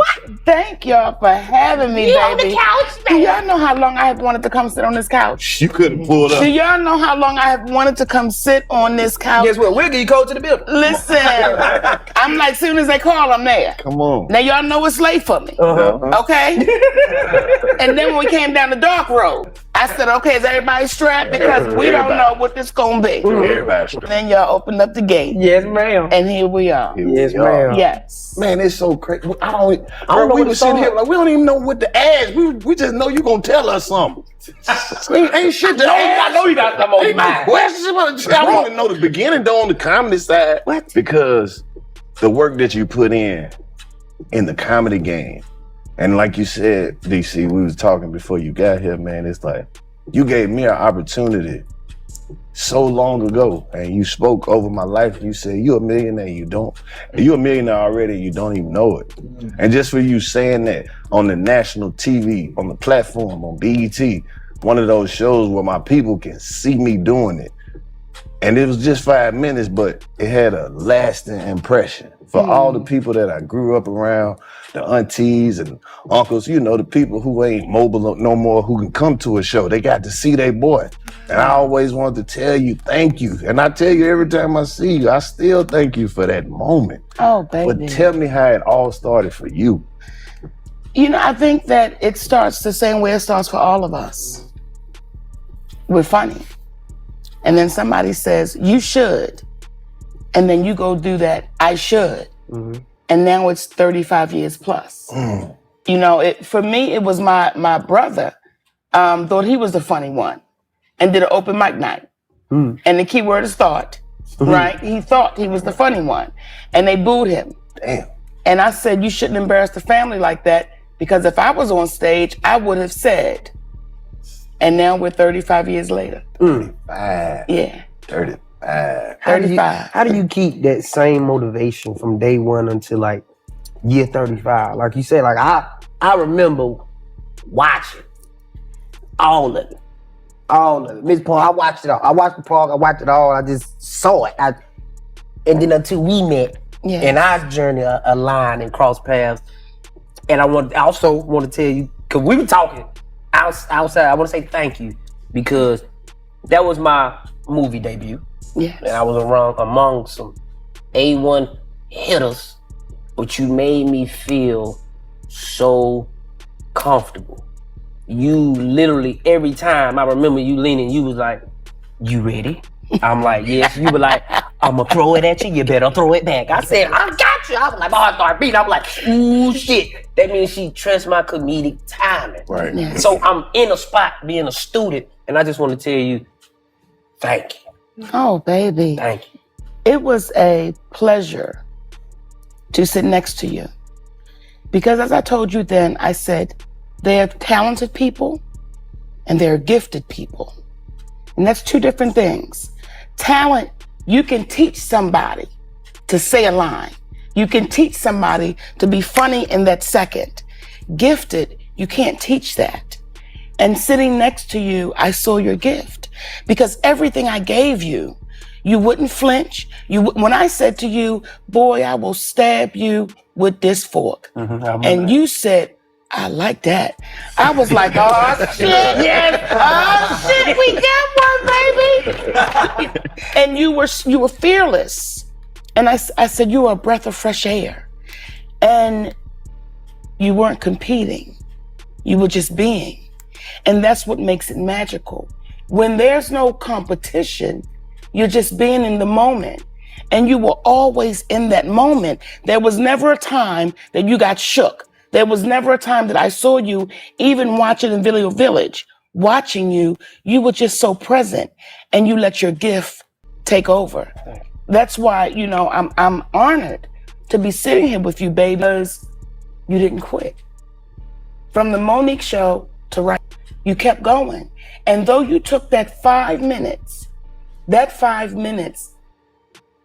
made you famous to people that you said to them one day, and then at 5 minutes, they had a chance to see their boy, their nephew, their grandson, their cousin become famous. So it's an honor to watch you babies grow and keep going and make room for the next babies that's coming up. It is, as me and my husband was sitting back in the green room, I said, Daddy, this is beautiful. Because the baby took me on a tour of your business and all these different rooms and all these different avenues. And then y'all are making room and avenues for other young babies coming up in this game. This wasn't possible 20 years ago. So to watch y'all do it and do it effortlessly and you do it so giving. Cause I'm watching your staff. I'm watching your people. Everybody black. Everybody black. Everybody's black, the furniture black, the furniture black, the bathroom We got one black. white boy, he cool. He black. He black. Yeah, He black. He can't say certain words. But just to watch y'all do it is awesome. Yeah. Awesome. To speak on that too, cause man, to do comedy back then and to do it when it was time where it was like, I'm when the spotlight get on me, I ain't worrying about nobody else. How do you break through that threshold, and how do you continue to stay like positive and motivated during the time where it's like, ain't nobody giving you no shot? And even when you good, that damn near put you in the back of the line because niggas is definitely scared of you. Well, because every shot was a shot. Like, I never looked at it like, oh, no, every turn was a turn. And I've always told the comedians, when you get on that stage, it's your moment. You can't worry about who went before you, who is going after you. It is just your moment. And when you're gifted, you can't get away from the gift. Right. You can try, you can say, oh, but when you're gifted, you can't get away from that gift. And that's the motivation, because you don't want to disappoint the gift, the universe, for the gift you've been given. I still go in my closet. I'll say to my husband, I'm in the closet on stage, Daddy. I still get in the bathroom mirror and I'm talking and I'm going over things, even if there's no show lined up. Because when you're gifted, and I say that humbly, when you're gifted, you can't stop that. That's a part of you you cannot stop. So when people say, why would Sugar Ray Leonard get back in the ring? Because it's a gift. You want to keep expressing that gift. So that's how I stay motivated. I enjoy expressing the gift. Profound. Now, I gotta ask this, because you created one of Black America's favorite shows. There was a time in my life where you couldn't go over a young lady's house past a certain time, and Miss Nikki Parker wasn't on that TV. Miss Nikki Parker! And I'm talking about, you know, they used to let it ride. You might get 8 episodes in a row. Back to back. Come on. What was it Back like for to you back. to be able to be Miss Nikki Parker? Let me tell you. First, there were 3 people that actually created that show. Sarah Finney, Ralph Farquhar, and Vita Spears. Ralph, I just worked with Ralph. They were the creators. However, in them being the creators, Countess Vaughn and I, and Dorian Wilson, and Yvette Wilson, and Jenna Van Ooy, and my baby Ken Lawson, we brought those characters to life. Yes. And in bringing those characters to life, those characters will be with us forever. You know, there are some people that say, don't call me by that name because I've done it so long ago.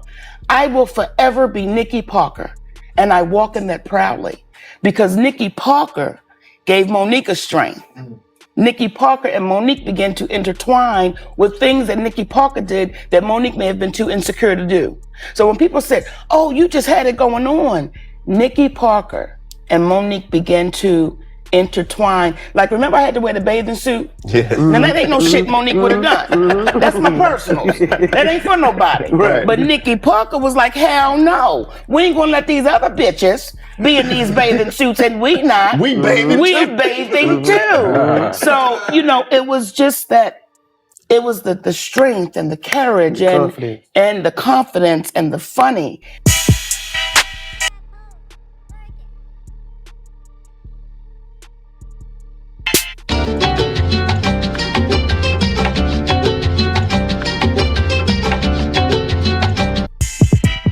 Yeah, that's We're going to Grand Prairie. Grand Prairie. That's Texas. Dallas. That's the Dallas. That's outside of Dallas. That's outside of Dallas, but Yep. Dallas is, we going, you know what I'm saying? Grand Prairie. Get your tickets, November 1st. You heard what he said? Hey, what's up? It's your man Carlos Miller, and you already know Prize Picks got something big. The NBA. Ain't going for no fuck shit. With a real boy. When Chico ran up. I'm trying to get out the way, but I can't get out the way. I can't let you fall, but I want to let you slip. So it was that constant going back and forth that mothers and daughters were going through then. I appreciated those two women because they were not your stereotypical beauties. They weren't that. You had Countess Vaughn, who was short and a little pudgy and cute. You had Nikki Parker, who was this big black woman, but neither one was apologetic. Neither one was saying, I'm sorry for who I am. They were both saying, this is who we are, take us or leave us, but we ain't going nowhere. Look damn good. Oh, come on now. You saw Stanley when you realized you ain't want him no more? He wanted you. You saw that? Did you see it? Did you see it? But that just goes to show you how it works. He was on your ass. Listen, the moment she said, that's okay, even though she still loved him, even though she still believed that one day this man will be mine, all the way up to that day where she was going to marry another man, only because she felt like there was no more hope. Not because she didn't love him. Because the moment Endell said, hey, he loved you, she had to look at that cat and say, I've been fighting for this for 5 years. Do you think in 2 shows, you gonna come in and take me? Nikki was like, no, that's the one I really want. And that goes to show women, if you gotta stalk a nigga, you got to believe it. You got to believe it. Okay? You got to believe it. For sure. You did that. Now I want to ask you about the original Queens of Comedy. Yes. Come on, man. One of the highest selling tours. Yes. Black female comedians of all time. Man. Yes. How many dates did y'all do? How long were y'all out there? What's some of your favorite moments and favorite cities and how you grew from it? A lot of stuff came from the Queens of Comedy. Everything was my favorite. Just the whole experience. The whole experience, to be on stages with some of the funniest women to ever hold a microphone. What an honor. Yeah. Right?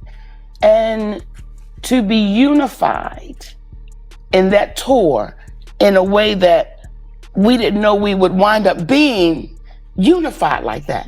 Because at first it was the queens, it was the kings, then it was the queens and the kings together.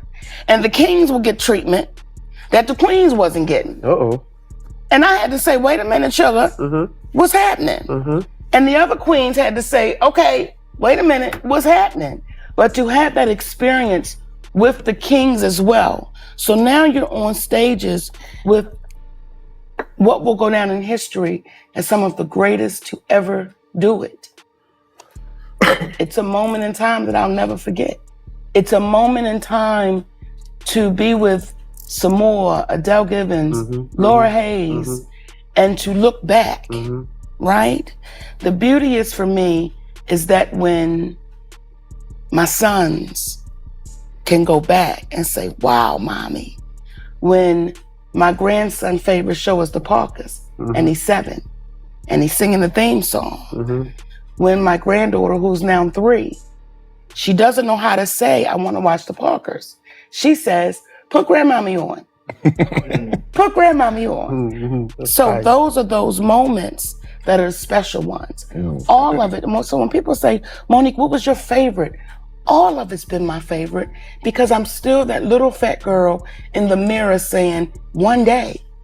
That's how you stay motivated. Some of us believe we arrived. So I'm here. I still feel like I'm still walking in it. I'm still dreaming. I've never stopped dreaming. Now, a lot of people might not know, but you're from Baltimore. All day.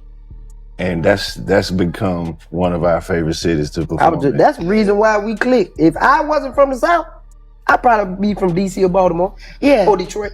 Yeah. Baltimore is real. Love Baltimore. Baltimore is blue collar. Yeah. Baltimore's down home. Baltimore is what made me be unafraid. Baltimore is what made me say, I won't apologize. Baltimore is what made me say, I don't give a goddamn what your title is. Wrong is wrong and right is right. Baltimore made me say, I won't back down. I won't back up. Because that's what I'm from. Yeah. Yeah. I love Baltimore, man. Like when they come to the show, bro. They country, they just stay up there. We all do our weekend at the Comedy Factory up there. Yes. Man, Baltimore, they come and They they come out, show turn up. They show out. They make it an Baltimore event. comes. They dress up and everything. Yes. Man, And they movie treat every you time. like family. Yes. I don't consider people fans anywhere. I never call somebody a fan because that's short for fanatic. And I need to be fanatical over Monique. We family. So when you go to Baltimore, it's family. When you get in front of your people, it's family. And you have some of us that get in front of our people and they treat our people like they're doing them a favor. Yeah. Not understanding. Without our people, we don't work. Yeah. Now I'm about to ask you one of the trade secrets now. Ask it. You know, as comedians, you do movies also. Yes. When you're working on a movie, this take months, sometimes years. Yes. 6, 8 months, 12, 13 months. Do you still feel the need, like, I gotta get on stage tonight? When you're shooting a movie or a No. TV show, you don't have to? No. When I'm doing that, I'm doing that. You know. But you still get the itch, like, shit, it'd be a good night to go hit that. No. Only because, I've been doing it for over 35 years. Yeah. So, do I get the itch to say I'm gonna go to an open mic night?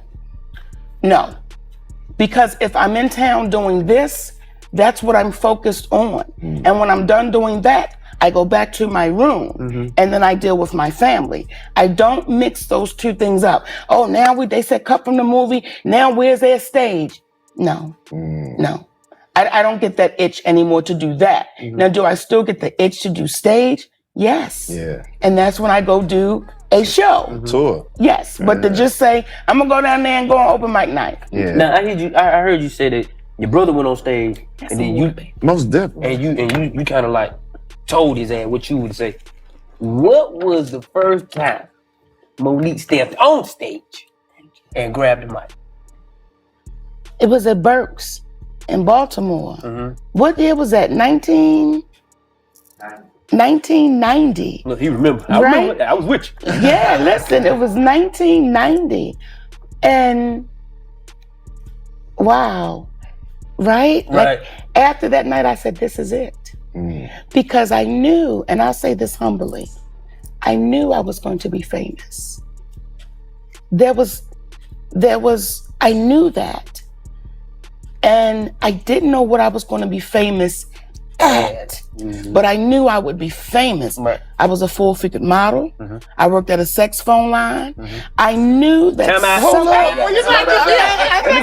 me get the block. I got Go back a little bit. I'm trying to be cool, but I'm gonna fight this. Go back a little bit. And it's a roach. Definitely got to hear that. And I worked at Popeyes. Word. All things involving a microphone. Yes. You was on the drive-thru? I was on the drive-thru, baby. I always wanted to do the drive-thru. Man, if you pulled Always. up the fucking Popeyes and Monique was on the speaker. Baby, you're checking my sweet baby. You're checking. This how when you came to my drive-thru, because I was so proud that I had a job and I was making my own money, but it was still a microphone. So that was my opportunity to talk in that microphone. And when you pulled up, baby, I said, hi, welcome to Popeyes. My name is Monique. what would you like this afternoon or this evening? Whatever time it was, baby. And if they said, hi, Monique, I was like, oh, shit. And after I took their order, I would suggest, would you like a hot apple pie with that? You know what, Monique? I think I would. Try one around, baby. Yeah, Right. you know. Now let's get back to this sex hotline. I knew you was going back to it. We put it in reverse. How long did you do that?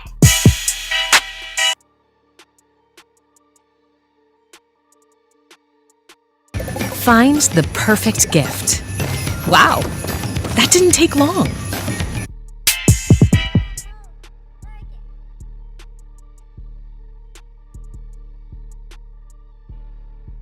Right. And they take me back in the room and you begin to listen to the calls. I was like, so wait a minute, you telling me I just have to listen to the calls, transfer the calls, and I'm gonna make $9 an hour? Sign me up.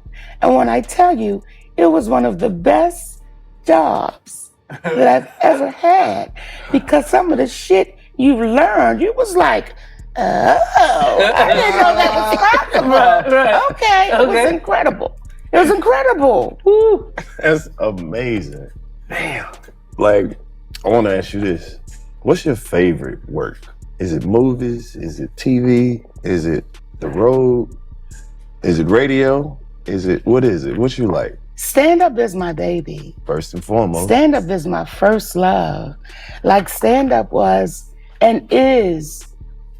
Stand-up saved my life. Because you can walk out on that stage and you can be in some place mentally, but when you're done, it can bring you back balanced. You can walk out on a stage and be so unbalanced and going through life, but that audience doesn't care because I paid my money. Bitch, I'm unbalanced, so I need to laugh tonight. So your issues doesn't matter to me. And when you can share your issues and then y'all can laugh with you at the issues, that's very therapeutic. Very therapeutic.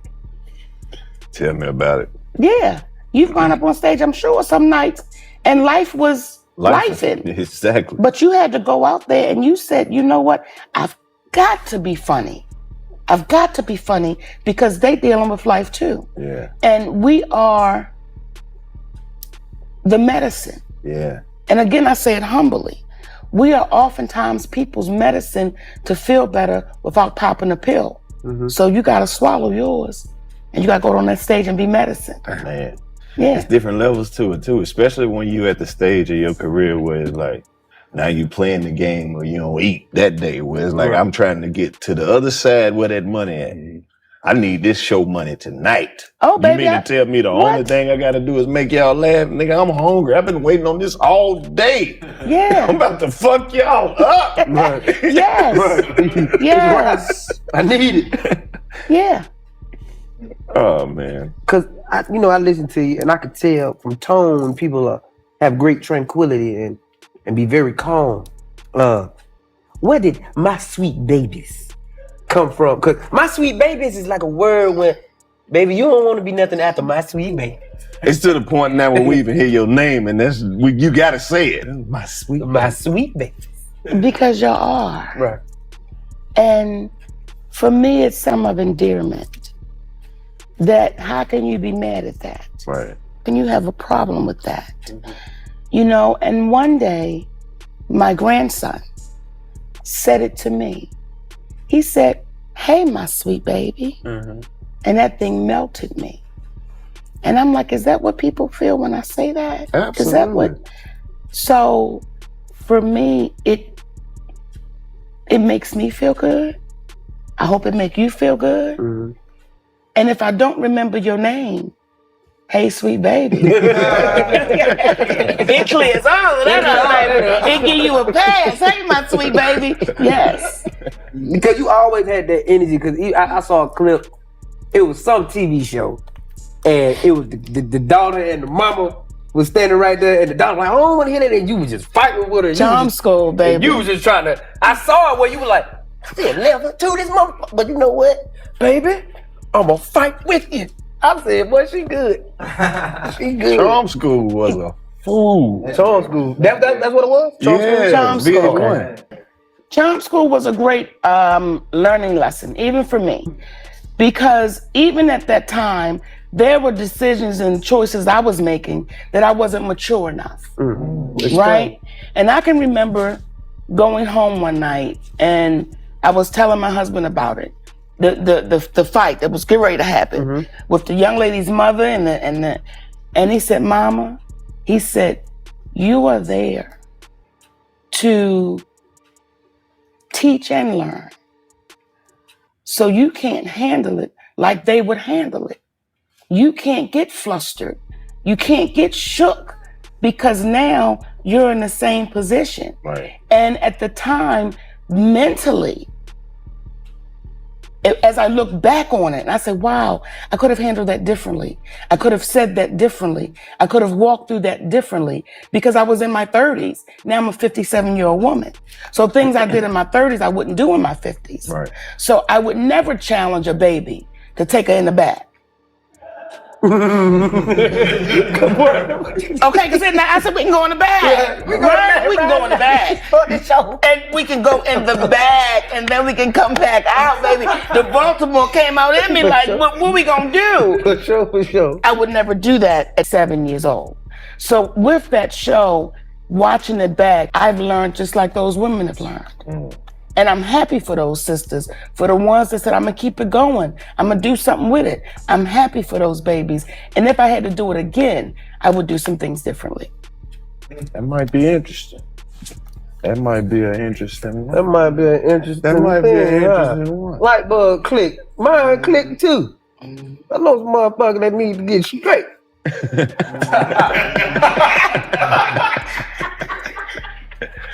You need to go talk to Monique. Go in the back. Yeah, go in the back, right quick. She ain't gonna take you to the back, but you need to go talk. I want to ask you this. There's some I would still take to the back. Yeah, have a proper Just a little proper situation. Just a tournament. Now, you Just know, get we it right. big fans of comedy over here, and we've been keeping the records.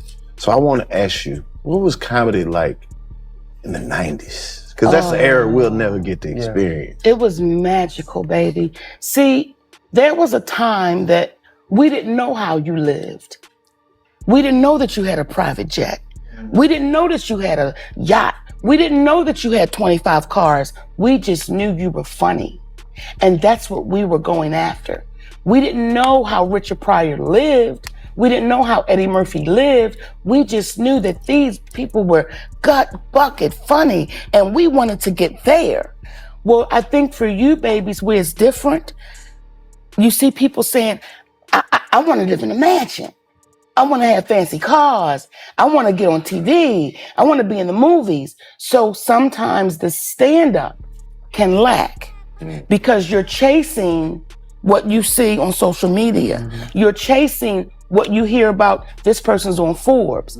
And you're no longer chasing the dream and the gift. You're now chasing the materialistic part of it. And you've stepped away from, let me just go up on this stage and show my gift. Let me show the universe I appreciate that they chose me. It's something you learned after you made it that you wish you knew on your way coming up. Nigga hit you with some deep shit. He don't talk much, but when he talk, he talk. He had it too, cause he go away. He be like, Watch this. Oh, your dog. That was something that I've learned once I got there on my way coming up. That you wish you knew on your way coming up. That I didn't need a bunch of shit.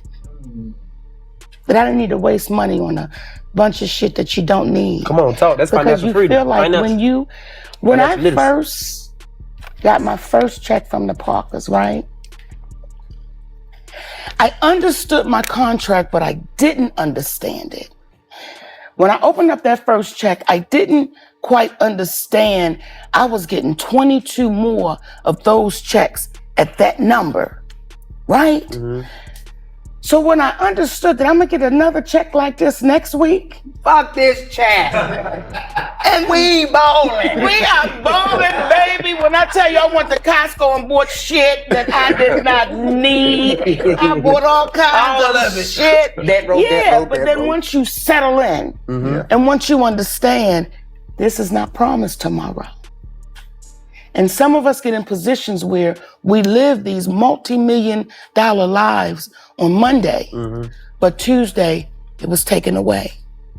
So now what do? Wednesday, Thursday, Friday. So you start seeing a pattern oftentimes. That's why for me it was important to read the stories of the sisters that came before me. And most of them died broke, unhealthy, and by themselves because they never thought that it would end. Especially when you riding high, especially when everyone says you're the best and you're the greatest and something happens and just like that. Now it's done. But you are still in this $1 million lifestyle that you still have to try to maintain and afford. So some sisters and brothers can find themselves doing things that you got to maintain this lifestyle instead of saying, okay, wait a minute. Let me make sure I'm not living above my means, even though I get that check every week. Let me make sure that if that check gets taken away, I'm not going to be taken away. How you deal with people that don't understand and they just begging and asking? Begging and asking. You've got to get comfortable and know. And you've got to get comfortable with your no with no explanation. Because when you say yes, they don't say, why you say yes? They just say, what time can I pick it up? Are you zelling it? Are you overnighting it? But they never say, DC, why you say yes? So the moment you say no, you've got to be comfortable in, why you say no? Because I can. And that's it. And it took me a long time to get comfortable in my no's. And it cost me a relationship with my biological family because I was so used to saying yes that the moment you say no, you become the villain. And that was very uncomfortable. I didn't want to be the villain. So I would say no, but okay, because I don't want you to be mad. I don't want you to be upset. Till you get to a place where you're looking in the mirror and the person looking back is mad at you because they're saying everything you said you wouldn't do. You doing?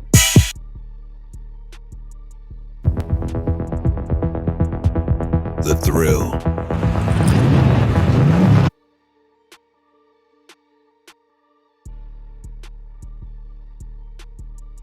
A lot of us don't want to be by ourselves. So we take people along that we know don't deserve it because you're simply afraid of being by yourself. And then you look up and you have people that you got to get mad at yourself because they said, bitch, you knew who I was. Right. You knew I was a taker. But now you thought something was going to change. You just have more to give me. Yeah.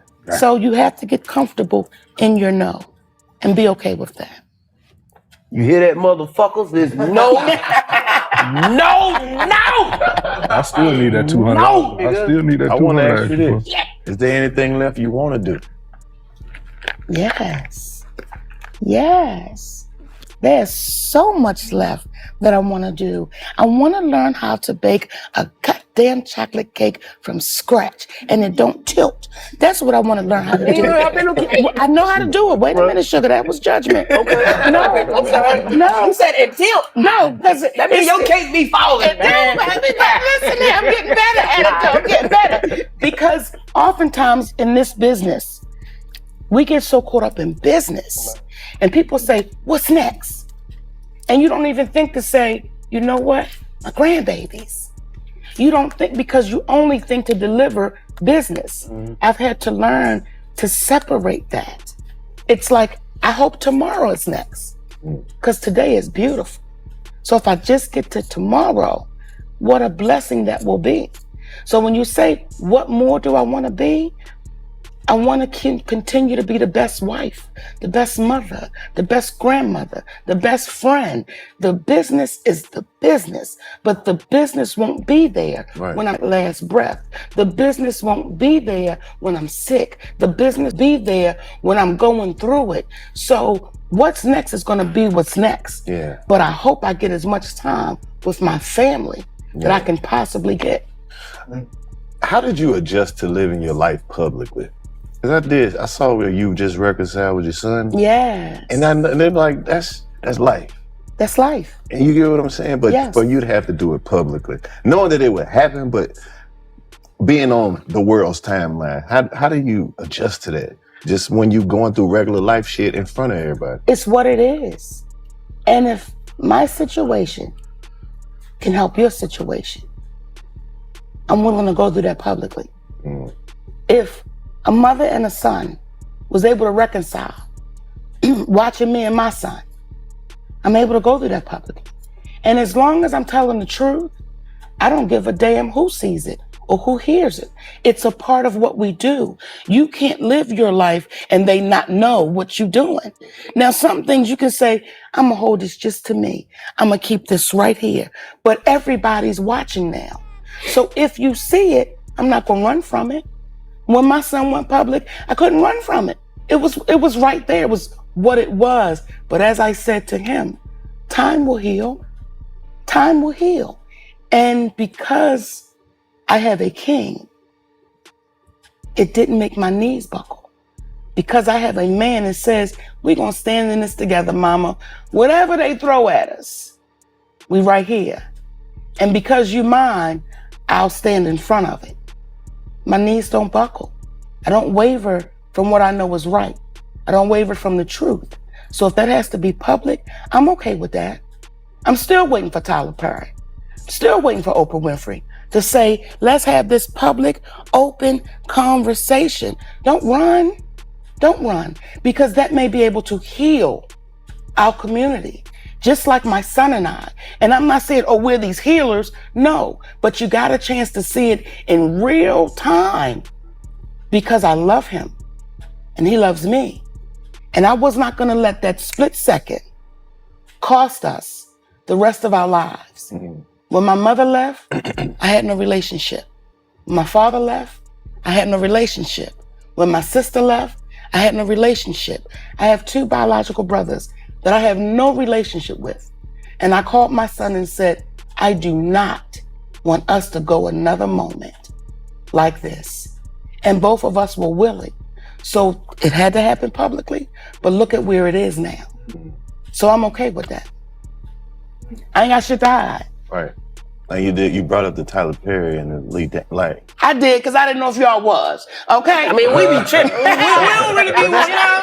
But see, that's the thing. Like, we brought you here just to show you love. Right? I love me. That's what we do. On the comedic side of things, on the entertainment side of things. But you did see when I did my Club Shay, he brought up you and I told him, the quote was that people say Monique hard to work with. Yes. And I told him, no, she ain't. She just ain't to be played with. Right. So what do you say to the people who say Monique hard to work with? Well, for the people that said I'm hard to work with, they've not worked with me. Exactly. So I can't even entertain it. Understood. Because they've not worked with me. But when you have a man named Tyler Perry saying she's difficult to work with, and you've never worked with me, and that cost me 12 years of my... Yeah, love, this shit finna go crazy. This shit finna go crazy, boy. Yo, Hey, Wack, when you say...